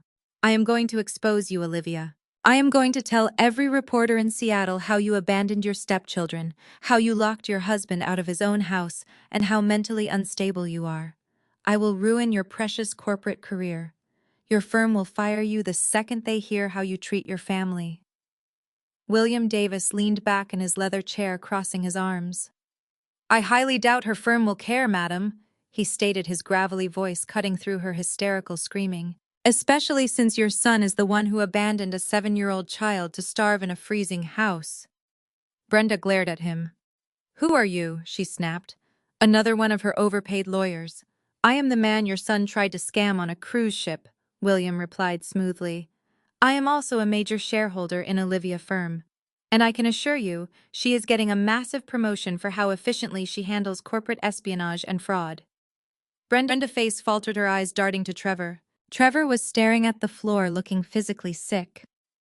"Mom, just stop," he whispered weakly. "It is over. It is absolutely not over," Brenda shrieked, refusing to surrender her delusion. "I have the signed deed. You own this house, Trevor. We are calling the police to have them all removed." That was the exact moment Aaliyah decided to end the performance. She stood up from her chair, her movements precise and predatory. She unclasped her sleek leather briefcase and pulled out a thick stack of legal documents securely bound in a blue folder. She walked around the mahogany table and stopped directly in front of Brenda. You really should have kept your mouth shut and stayed away, Brenda Aaliyah said, handing the heavy folder to the older woman. But since you insisted on joining this meeting, you can consider yourself officially served. Brenda looked at the blue folder, refusing to take it. What is this? She demanded. Aaliyah dropped the folder directly at Brenda's feet. It hit the hardwood floor with a heavy thud. That is a civil lawsuit and an emergency restraining order. Aaliyah explained, her voice ringing with absolute authority. You are officially being sued for grand larceny, burglary, and conspiracy to commit real estate fraud. I did not steal anything, Brenda stammered, stepping back from the folder, as if it were on fire. You illegally entered a property owned by a limited liability trust, Aaliyah stated, reciting the facts with lethal precision. You took possession of stolen goods. More importantly, you willingly participated in a scheme to forge a legal property deed. We have the security footage of you attempting to use that forged deed to claim ownership of this estate. As his active accomplice, you are facing severe federal charges carrying a mandatory prison sentence. The reality of her situation finally shattered Brenda's delusion. Her knees physically gave out. She collapsed heavily into one of the empty leather chairs, gripping the armrest to keep from falling. She buried her face in her hands and began to sob uncontrollably. The heavy sound of Brenda crying echoed through the empty living room, bouncing off the bare walls and the single mahogany table. Trevor stood paralyzed, watching his mother collapse under the crushing weight of federal felony charges. The arrogant facade he had maintained for years completely shattered, leaving behind a desperate, cornered animal. He looked at me, his eyes wide and wild, then at Aaliyah, and finally at William Davis, who was still sitting calmly with his coffee. Trevor realized his entire constructed universe was entirely obliterated. He had no money, no house, no investor, and his primary enabler was facing a mandatory prison sentence. But a narcissist cornered will always reach for their final piece of leverage. Trevor straightened his ruined linen suit, breathing heavily. Fine, he spat, his voice trembling with toxic rage. Keep the stupid house, Olivia. Keep the debt. I do not need you, and I definitely do not need any of this. I am taking my children, and we are leaving right now. I will take Mason and Riley, and we will start a brand new life far away from you vindictive people. You will never see us again. He turned toward the hallway, aggressively calling out for his kids who were still waiting near the front door. Aaliyah casually checked her designer wristwatch. Right on schedule, she murmured, smoothing her navy blazer. The front door belled, sending a sharp, piercing sound through the tense air. I walked past Trevor, ignoring his aggressive posture, and opened the heavy oak door. Standing on the porch was a woman I recognized from photographs but had never met in person. It was Vanessa, Trevor's ex-wife and the biological mother of Mason and Riley. She looked nothing like the exhausted, defeated woman Trevor had described to me over the years. She stood tall, her shoulders back, holding a thick stack of legal documents. Flanking her on either side were two individuals wearing official state badges, identifying them as agents from Child Protective Services. Trevor spun around, his face draining of whatever color had briefly returned. Vanessa, he gasped, taking a step backward. What are you doing here? How did you know I was back? Vanessa stepped into the foyer, her eyes locking onto the man who had subjected her to years of financial and emotional abuse. I invited her, Aaliyah announced, walking over to stand beside Vanessa. As I mentioned earlier, Trevor, I am now representing Vanessa entirely pro bono. We had a very busy morning at the family courthouse while you rode a bus. Trevor shook his head, frantically stepping in front of the hallway to block access to the children. You cannot be here, he yelled, pointing a shaking finger at Vanessa. I have primary custody. The judge gave me physical custody because you could not afford to maintain their lifestyle. I am their father and we are leaving right now. Aaliyah stepped forward, handing Trevor a document bearing the official seal of the state family court. You do not have primary custody anymore. Trevor, she stated, her voice ringing with absolute legal authority. In fact, as of 9 o'clock this morning, you do not have any custody whatsoever. Trevor stared at the paper, his eyes scanning the bold legal print. What is this? He demanded, his voice cracking into a high pitch. This is a mistake. You cannot just take my kids away. It is an emergency ex parte custody order, Aaliyah explained coldly. When we submitted your 5 years of forged financial affidavits proving you committed systemic perjury to avoid child support, the judge was incredibly displeased. But when we attached the official police report detailing your active investigation for felony child endangerment and abandonment regarding Leo, the judge acted immediately. Trevor swallowed hard, his hands visibly shaking as he held the court order. I did not abandon them, he pleaded desperately. I took Mason and Riley on a luxury cruise. I am a great father. You abandoned a 7-year-old boy to starve in a freezing house to fund your delusion. Vanessa interjected, her voice steady and powerful. You endangered a child, Trevor. You proved to a family court judge that you are entirely incapable of providing a safe environment. You are officially deemed an immediate threat to the well-being of any minor in your care. The judge stripped you of all parental rights. The two agents from Child Protective Services stepped forward, presenting their credentials to a horrified Trevor. Sir, you are legally forbidden from removing Mason and Riley from these premises, the lead agent stated firmly. We are here to facilitate the immediate and safe transfer of the children to their mother, who has been granted full sole physical and legal custody. If you attempt to interfere with this lawful transfer, we will request immediate police intervention. Trevor backed away, hitting the wall of the hallway. He looked at his mother, Brenda, who was still sobbing uncontrollably in the chair, unable to help him. He looked at the billionaire investor who watched his downfall with cold detachment. He finally looked at me, his eyes begging for any mercy he never once showed my son. Mason and Riley peeked around the corner, drawn by the commotion. When they saw Vanessa, their faces lit up with pure relief. Mom, they cried out, running past Trevor without a single backward glance. They threw their arms around Vanessa, burying their wet faces. Trevor reached out a trembling hand toward them, but the agents immediately stepped into his path, blocking his access. He was forced to watch as the children he had weaponized for years clung to the mother he had tried to destroy. You have no right to do this. Trevor sobbed, tears finally spilling down his cheeks. They are my kids. I need them. You do not need kids, Trevor, I said, stepping directly toward his very pathetic, crying face. You need an audience, and your show is officially canceled. The heavy front door clicked shut behind Vanessa, and the two agents leaving a deafening silence in the massive empty living room. The only sound remaining was the pathetic whimpering of his mother, Brenda, who remained slumped in the leather chair clutching the civil lawsuit Aaliyah had dropped in her lap. Trevor stared at the closed door, his chest heaving as the absolute reality of his situation crushed whatever remained of his manufactured ego. He had lost his primary custody arrangement. He had lost his luxurious house. He had lost his fake technology company. He was entirely bankrupt and facing a lifetime of wage garnishment. The arrogant man who had proudly strutted onto a luxury cruise ship just a few days ago was completely gone. In his place stood a broken, shivering coward in a ruined linen suit. Trevor slowly turned his head to look at me. His eyes were bloodshot and wide with pure terror. His knees suddenly gave out. He collapsed onto the hardwood floor, landing heavily on his knees right in front of my expensive heels. He reached out with trembling hands, attempting to grab the fabric of my black business trousers. I took a sharp, deliberate step backward, refusing to let him touch me. Olivia, please, Trevor begged, his voice cracking into a desperate, pathetic whine. Please, just listen to me for 1 minute.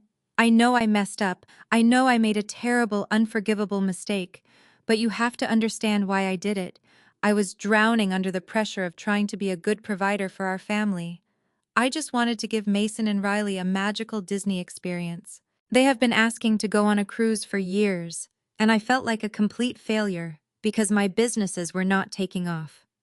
I just wanted to be a hero to my kids for 1 single week. I got desperate and I panicked. I stared down at him, feeling absolutely nothing but cold, clinical disgust. You did not take them on a cruise to be a hero, Trevor. I stated, my voice echoing off the bare walls. You took them on a cruise because you found out William Davis was going to be on that specific ship. You used my corporate credit card to book a VIP suite so you could stalk a billionaire and attempt to sell him stolen proprietary data. You used your own children as a cheap theatrical prop to make yourself look like a successful family man. You never cared about giving them a magical experience. You only cared about feeding your insatiable narcissism. Trevor shook his head frantically, tears spilling down his pale cheeks. That is not true, he sobbed, rubbing his hands over his wet face. I love them, and I love you, Olivia. I love Leo too. I swear I never meant for Leo to get hurt. I thought the babysitter would stay the whole time. I thought he would be safe. I am so sorry. I will do anything you want. I will work 3 jobs to pay off the $300,000 I owe your firm. I will go to therapy. Just please do not throw me away like this. Give me one more chance to prove I can be a good husband. I looked at Alia, who stood by the boardroom table holding a fresh manila folder. She nodded slightly, confirming it was time for the final blow. I reached into the pocket of my blazer and pulled out my cell phone. I unlocked the screen and opened an audio file I had requested from Officer Higgins at the Seattle Police Department. You claim you never meant for my son to get hurt, I said, my voice dropping to a lethal whisper. You claim you love him. Let me show you exactly what your love sounds like, Trevor. I pressed play on the audio file and turned the volume all the way up. The recording was the official police dispatch audio from the night Leo was found. The sound of heavy, freezing rain filled the empty living room. Then a small, terrified voice echoed through my phone speaker. It was Leo. His voice was trembling violently, his teeth chattering so hard the audio clipped. He was crying, begging the police officer for his mother. He told the officer he was so cold and so hungry, and that he had been waiting on the dark bus bench for hours because the house was locked and empty. The raw, unfiltered terror of an abandoned 7-year-old child sliced through the room. Trevor squeezed his eyes shut, his face contorting in genuine horror as he listened to the agonizing sounds of the child he had left behind. He covered his ears with his hands, unable to handle the auditory proof of his own monstrous cruelty. I let the recording play until the very last second, forcing him to absorb every single sob my son had cried in the freezing rain. I tapped the screen and the audio stopped. The silence that followed was suffocating. You left him to die, Trevor. I stated, my tone devoid of any mercy. You left him to freeze while you ordered $5,000 bottles of champagne. There is no apology in the universe that can erase what you did. Aaliyah walked over and handed me the manila folder. I took the thick stack of papers and dropped them onto the hardwood floor directly in front of his knees. Those are the final divorce papers, I announced. You are getting absolutely zero spousal support. You are walking out with nothing but the wet clothes on your back. You owe my firm $300,000 in restitution. Sign the papers, Trevor. He picked up the pen and signed his name. Trevor stared at the divorce papers resting on the hardwood floor. He held the expensive pen I had gifted him for our first anniversary. His hand shook violently as his eyes scanned the bold legal text. The document clearly outlined his absolute financial ruin, zero spousal support, complete assumption of the $300,000 debt my firm now legally owned. He hovered the pen tip over the signature line, but he could not bring himself to complete the stroke. The reality of walking away with absolutely nothing finally shattered his fragile narcissistic ego. He dropped the pen. I am not signing this, he whispered, his voice trembling with a new dark energy. Aaliyah stood perfectly still, her hands clasped in front of her tailored navy suit. I remained seated at the mahogany boardroom table, keeping my posture perfectly rigid. William Davis took a slow sip of his coffee, watching the spectacle unfold with clinical interest. You do not have a choice, Trevor, I stated coldly. You sign the papers or we litigate this in open court where every single one of your crimes becomes a matter of public record. Trevor's face contorted into a mask of pure, unadulterated rage. The pathetic, weeping coward vanished entirely, replaced by a cornered, malicious animal. He scrambled to his feet, his ruined linen suit clinging to his sweating frame. He kicked the thick stack of divorce papers across the polished floor, scattering the pages everywhere. I am not giving you everything, he screamed, his voice echoing off the bare walls. You are a cold, calculating machine, Olivia. You set me up. You planned this entire ambush just to humiliate me because you cannot stand that I wanted to be a successful entrepreneur. You drove me to take that money. You made me desperate. He glared at the phone sitting on the table, the device that had just played the agonizing audio of my 7-year-old son crying in the freezing rain. Trevor lunged forward. His arms swept across the mahogany surface in a violent arc, aiming directly for the phone. He wanted to destroy the evidence of his monstrous cruelty. He wanted to smash the device into 1,000 pieces to silence his own guilt. Alia anticipated the violent outburst perfectly. She did not flinch or scream. She simply took one precise, deliberate step backward, yielding the floor. Trevor grabbed the phone, raising it high above his head, ready to slam it down against the hard floor. He never got the chance to complete the motion. "Seattle police, drop the device right now," a deep, authoritative voice commanded from the kitchen entryway. Trevor froze, his arms suspended in midair. He slowly turned his head. Two plainclothes detectives stepped out from the shadows of my kitchen. They wore dark suits with heavy tactical vests and gold badges hanging from chains around their necks. They had been waiting silently in the house the entire time, fully briefed by Aaliyah on the volatile nature of a cornered narcissist. Trevor slowly lowered his arm, placing my phone back on the table. He let out a nervous, breathless laugh, holding his hands up in a placating gesture. "Officers, thank goodness you are here," Trevor stammered quickly, attempting to completely rewrite the narrative. "My wife is having a severe mental breakdown. She brought these people here to threaten me and steal my property. I just lost my temper for a second because she is being incredibly hostile. It is just a minor domestic dispute." The lead detective, a tall, broad-shouldered man, did not smile. He pulled a pair of heavy steel handcuffs from his belt and marched directly toward Trevor. "Turn around and place your hands behind your back," the detective ordered, his tone leaving zero room for negotiation. "Wait!" Trevor panicked, taking a step backward. "You cannot arrest me for yelling. I did not even break the phone. I live here. This is my house. I have rights. You are not being arrested for a noise disturbance." Trevor, Aaliyah stated, her voice ringing with absolute legal authority. She smoothed the lapel of her blazer and offered him a lethal smile. "Tell him, detective." The detective grabbed Trevor roughly by the shoulders, spinning him around and forcefully kicking his legs apart. He slammed the heavy steel cuffs onto Trevor's wrists, locking them tightly into place. Trevor let out a sharp cry of pain as the cold metal bit into his skin. "Trevor, you are under arrest," the lead detective announced, his voice booming through the empty living room. "You are being charged with felony child endangerment and felony child abandonment for leaving a 7-year-old minor, unsupervised, resulting in severe physical jeopardy." Trevor struggled against the cuffs, his eyes widening in sheer terror. "No, please," he begged. The second detective stepped forward, pulling a thick folded warrant from his jacket pocket. "We are not finished," the second detective added coldly. "You are additionally being charged with grand larceny and first-degree credit card fraud for the unauthorized international use of corporate financial assets. Furthermore, the federal authorities have been notified regarding your attempt to steal and distribute proprietary corporate data. You are looking at severe federal espionage charges." Trevor's knees buckled again, but the detectives held him up by his arms. He looked at his mother, Brenda, who was still sobbing silently in her chair, entirely unable to help him.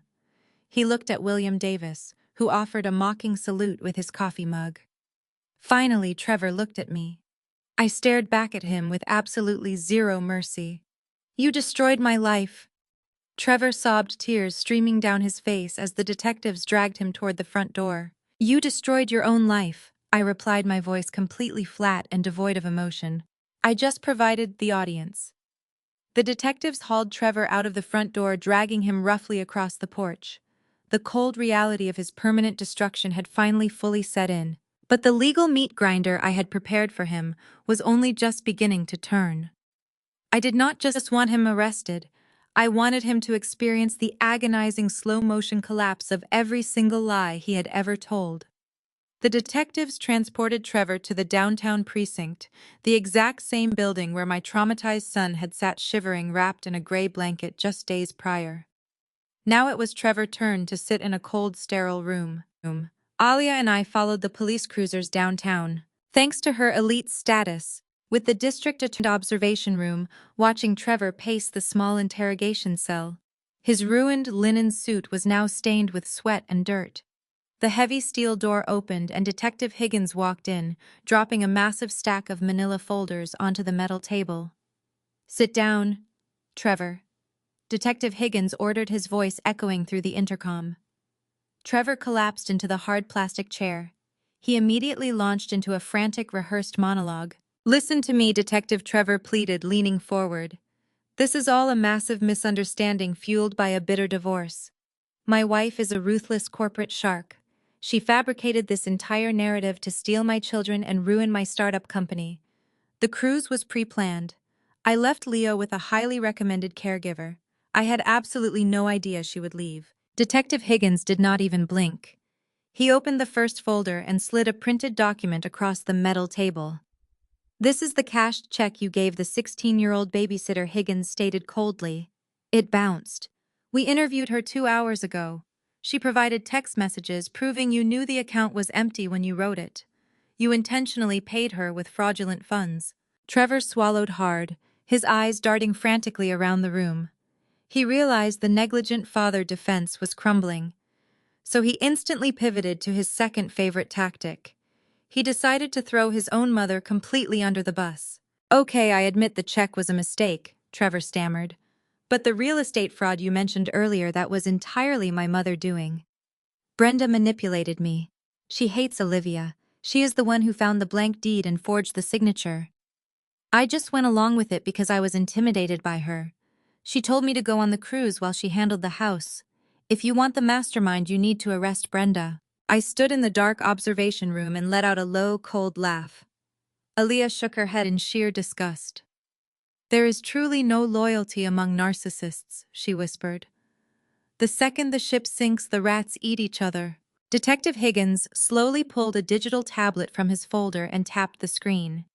"That is an interesting theory," Trevor the detective noted. "Because we currently have your mother in the interrogation room right next door. Would you like to hear what she is telling my partner?"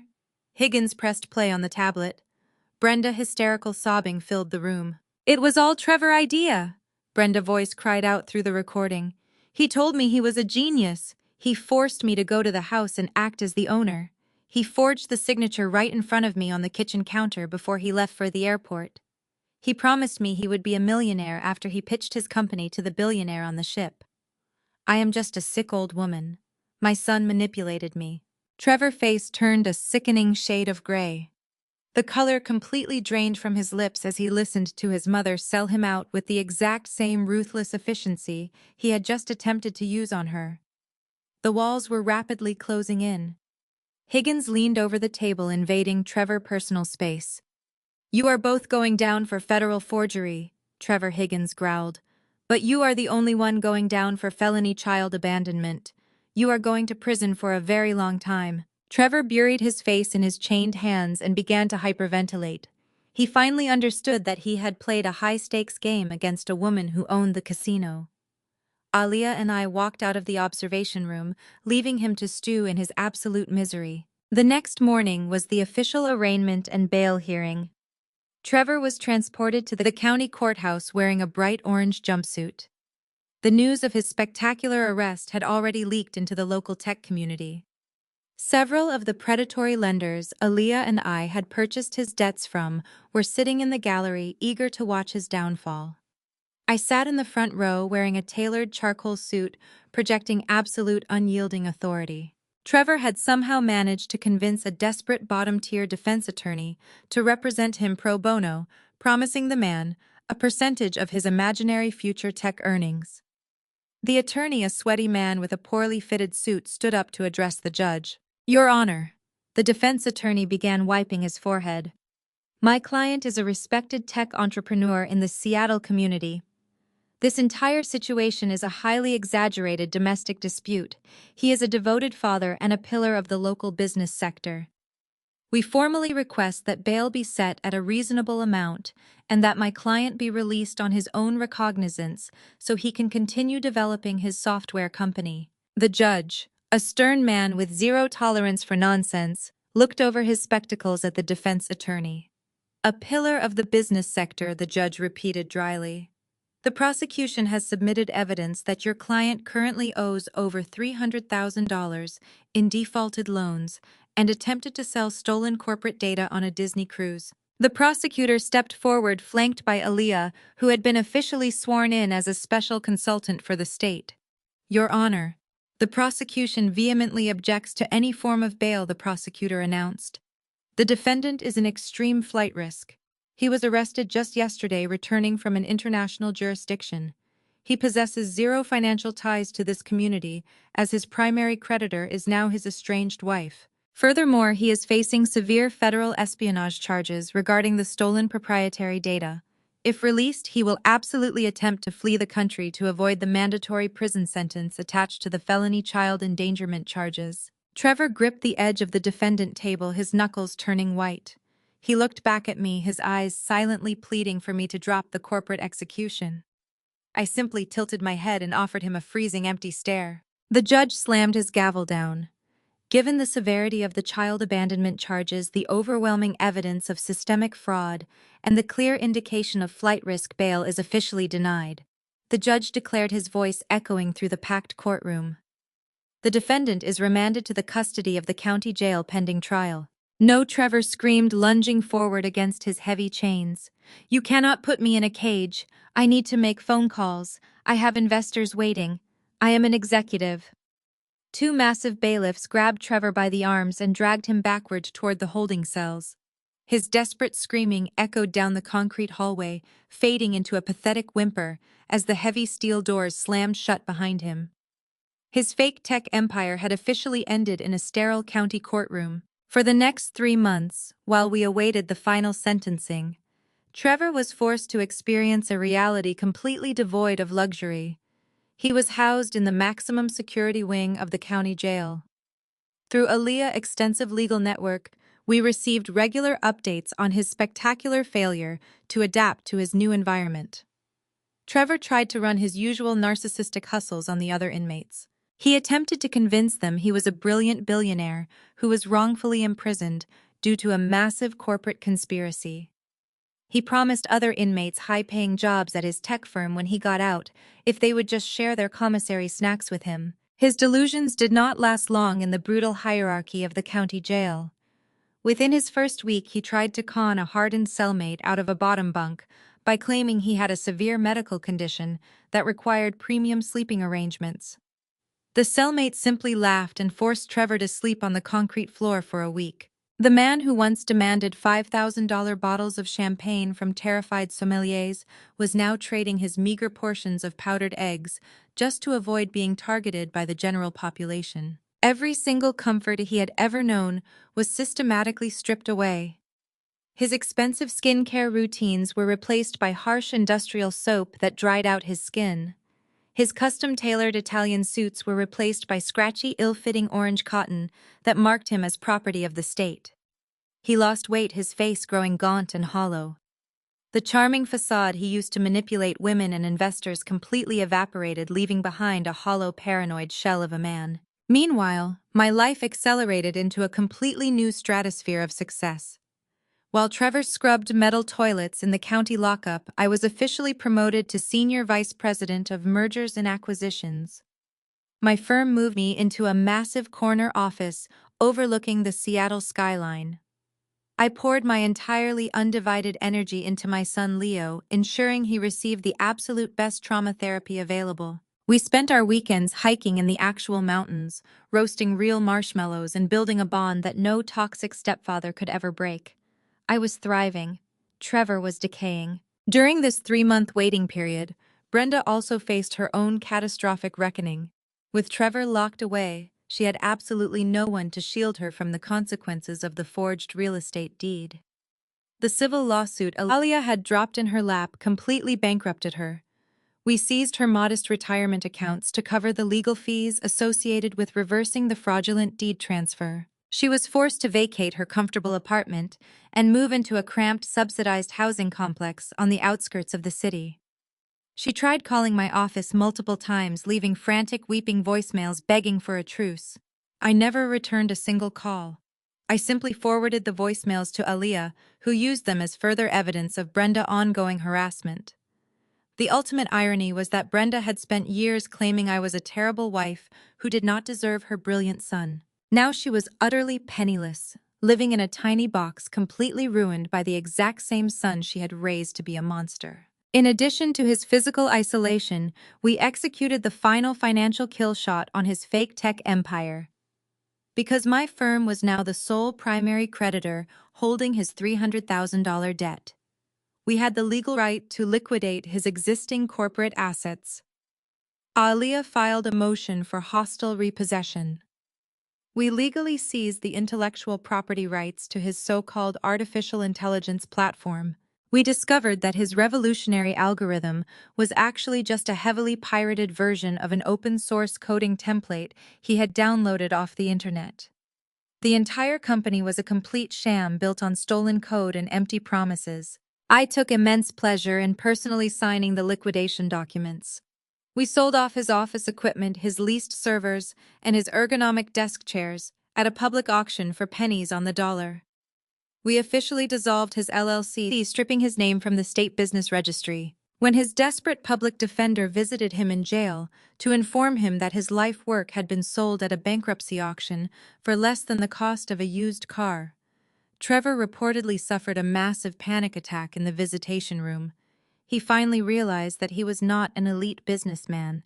I was just a pathetic fraud who had finally been exposed to the entire world. The absolute isolation broke Trevor completely. He tried to send me letters from jail. The envelopes arrived at my corporate office written in shaky, desperate handwriting. The letters were filled with pages and pages of rambling apologies, promises of absolute subservience, and pathetic pleas for forgiveness. He begged me to unfreeze the college fund so he could hire a real defense attorney. He begged me to talk to the judge and reduce his charges. I even tried to manipulate me by saying Mason and Riley needed their father. He had absolutely no idea that Vanessa had already legally changed the children's last names and moved them to a beautiful new neighborhood, entirely funded by the massive child support settlement Aaliyah had forcefully extracted from Trevor hidden offshore accounts before they were frozen. I never opened a single one of his letters. I simply collected them in a sterile plastic bin on my assistant desk. When the bin was full, I fed them one by one into the heavy-duty industrial shredder in the corporate copy room. Listening to his desperate lies being violently ground into tiny, unrecognizable strips of paper became a highly therapeutic part of my weekly routine. He was entirely silenced. He had zero voice, zero power, and zero presence in my life. I had completely successfully erased him from my reality before he even stepped foot into the final courtroom for his ultimate sentencing. The cold reality of his permanent destruction had finally set in. 3 agonizing months passed before Trevor stood before a superior court judge. The seasons had changed, but my absolute resolve had only hardened. I sat in the front row of the polished mahogany courtroom, wearing an ivory suit.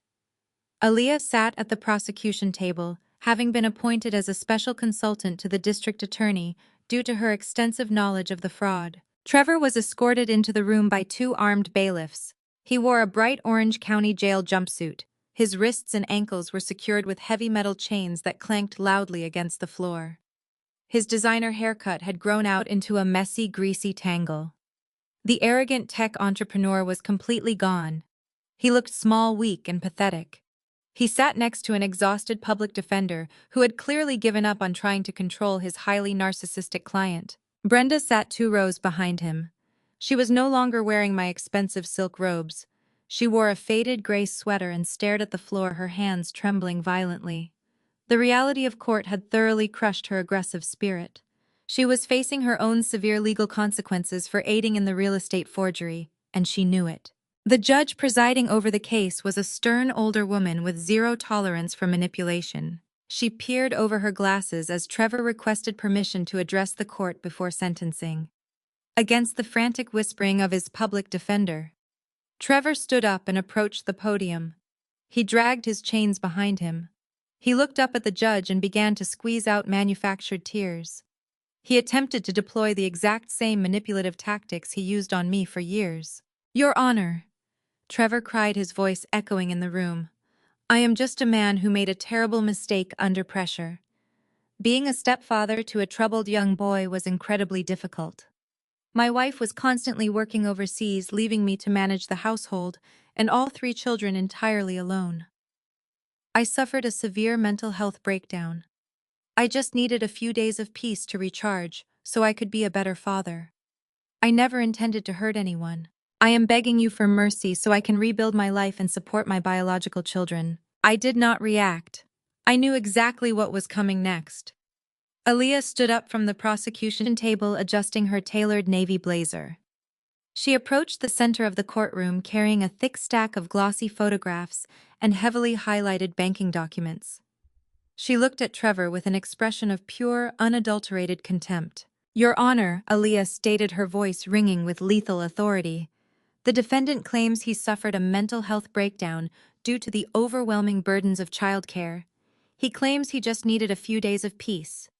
I would like to submit Exhibit A into the official court record." Alia handed a large photograph to the bailiff, who passed it to the judge.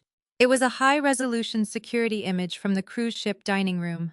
It showed Trevor wearing his custom linen suit, laughing uproariously while holding a $5,000 bottle of vintage champagne. The defendant experienced his supposed mental health breakdown in the VIP royal suite of a luxury cruise ship, Aaliyah continued methodically.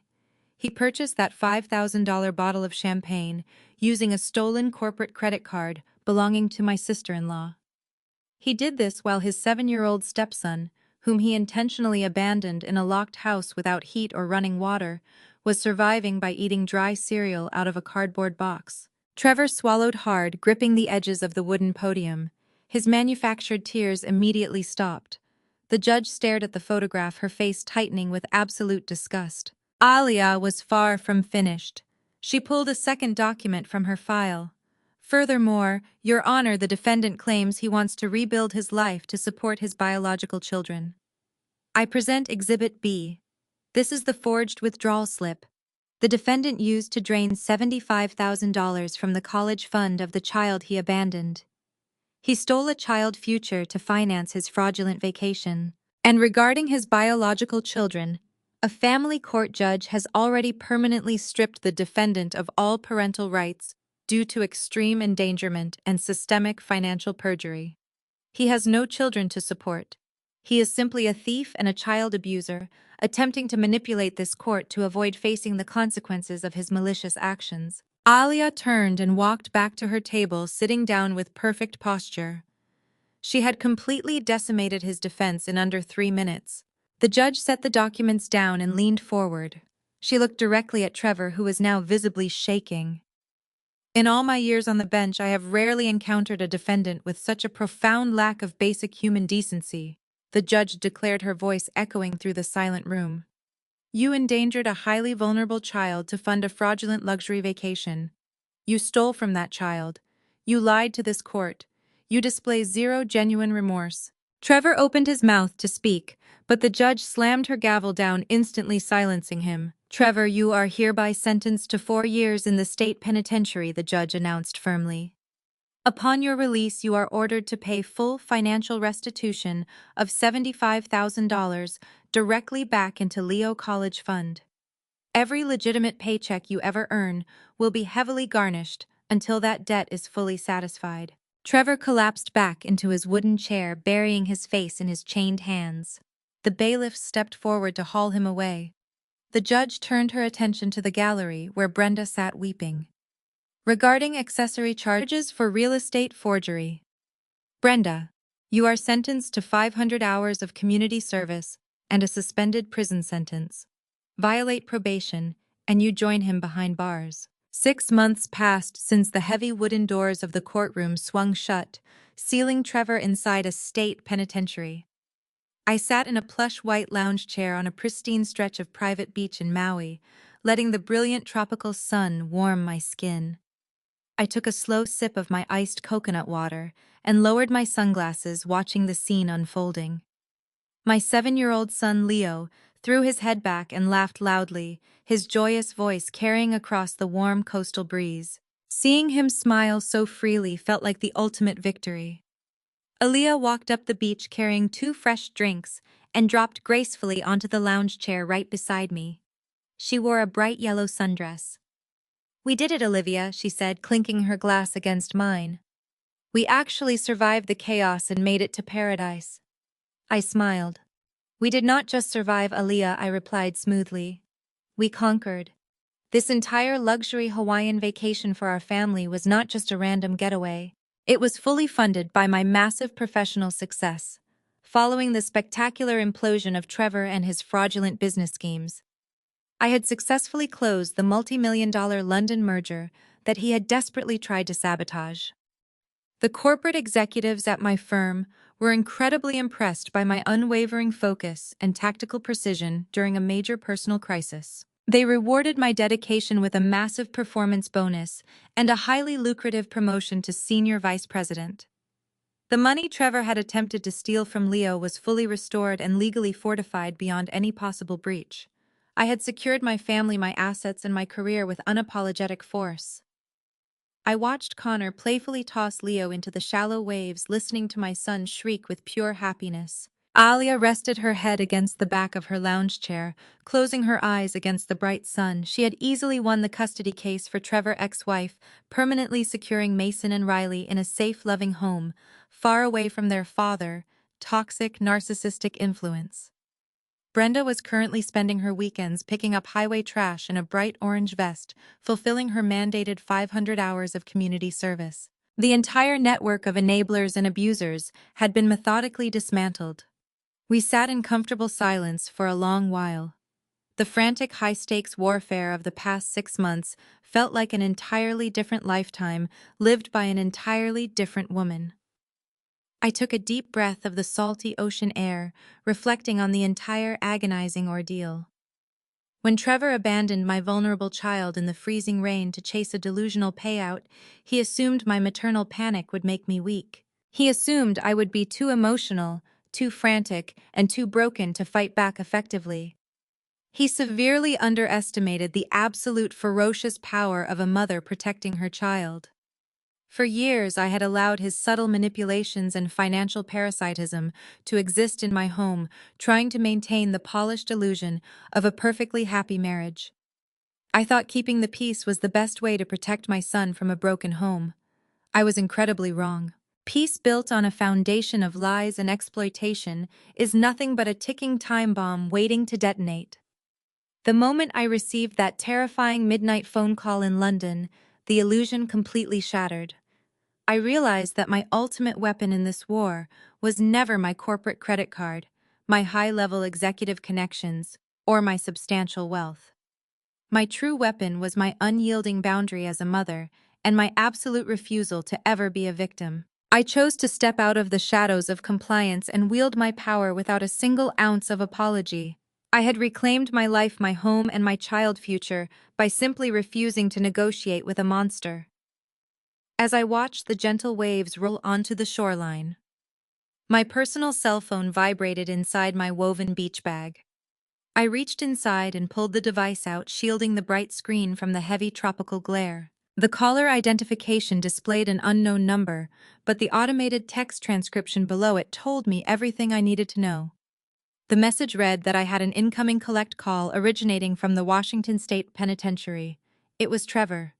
Even after losing absolutely everything, after being stripped of his freedom, his children, and his dignity, he was still desperately trying to manipulate his way back into my reality. I stared at the screen for exactly 3 seconds, feeling absolutely zero pity for the pathetic man on the other end of the line. I pressed the red button to reject the collect call. Then I navigated to my phone settings and permanently blocked the institutional phone number, ensuring his voice would never reach my ears again.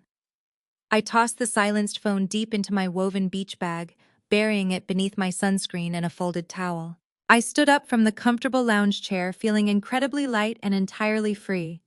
The warm white sand shifted softly beneath my bare feet. Mom, Leo yelled, waving his small arms frantically from the edge of the sparkling turquoise water. "Come swim with us, the water is perfect today." I looked at Aaliyah, who smiled and gave me a slight encouraging nod. I turned toward the shimmering ocean and began to run. I left the heavy baggage of the past completely behind me, sprinting across the warm beach toward the bright, beautiful future waiting for me in the water. I grabbed Leo, pulling him into a massive splashing hug as we laughed together under the bright Hawaiian sun, entirely safe and perfectly whole. The ocean water felt incredibly refreshing, washing away every last trace of the toxic life I had left behind in Seattle. I looked over at my brother Connor, who was swimming out to join us with a bright blue floating tube. Aaliyah followed close behind him, laughing. We were finally a safe, real, happy family. Looking back at the harrowing experience of having my young son abandoned, the most profound lesson I learned wasn't about financial leverage, corporate strategy, or legal tactics. It was about the absolute necessity of establishing unyielding boundaries. For years, I allowed myself to be manipulated by a partner who prioritized his own fabricated image over my child's basic safety. I wrongly believed that by providing financial security and constantly keeping the peace, I was protecting our blended family. Instead, I was only enabling a deeply selfish person. When the ultimate crisis struck, it instantly stripped away the polite facade and forced me to confront the harsh reality of my marriage. The moment I received that terrifying phone call from the police, I faced a definitive choice. I could crumble and play the role of the helpless victim, or I could step fully into my power as a fiercely protective mother. I chose to fight back. I learned that you cannot negotiate with pure toxicity. You must completely dismantle it. True security does not come from the wealth you hold in your corporate bank accounts, but from the unwavering respect you demand for yourself and your children. We often tolerate entirely unacceptable behavior from the people we care about, making endless excuses for their selfishness, because confronting the truth feels incredibly painful. However, a peaceful life built on exploitation is simply a ticking time bomb waiting to explode. Setting strict boundaries is not an act of cruelty or vengeance. It is the ultimate act of self-preservation and a powerful declaration of your own worth. If you have ever had to draw a firm boundary to protect yourself or your loved ones from a toxic family member, please share your story in the comments below.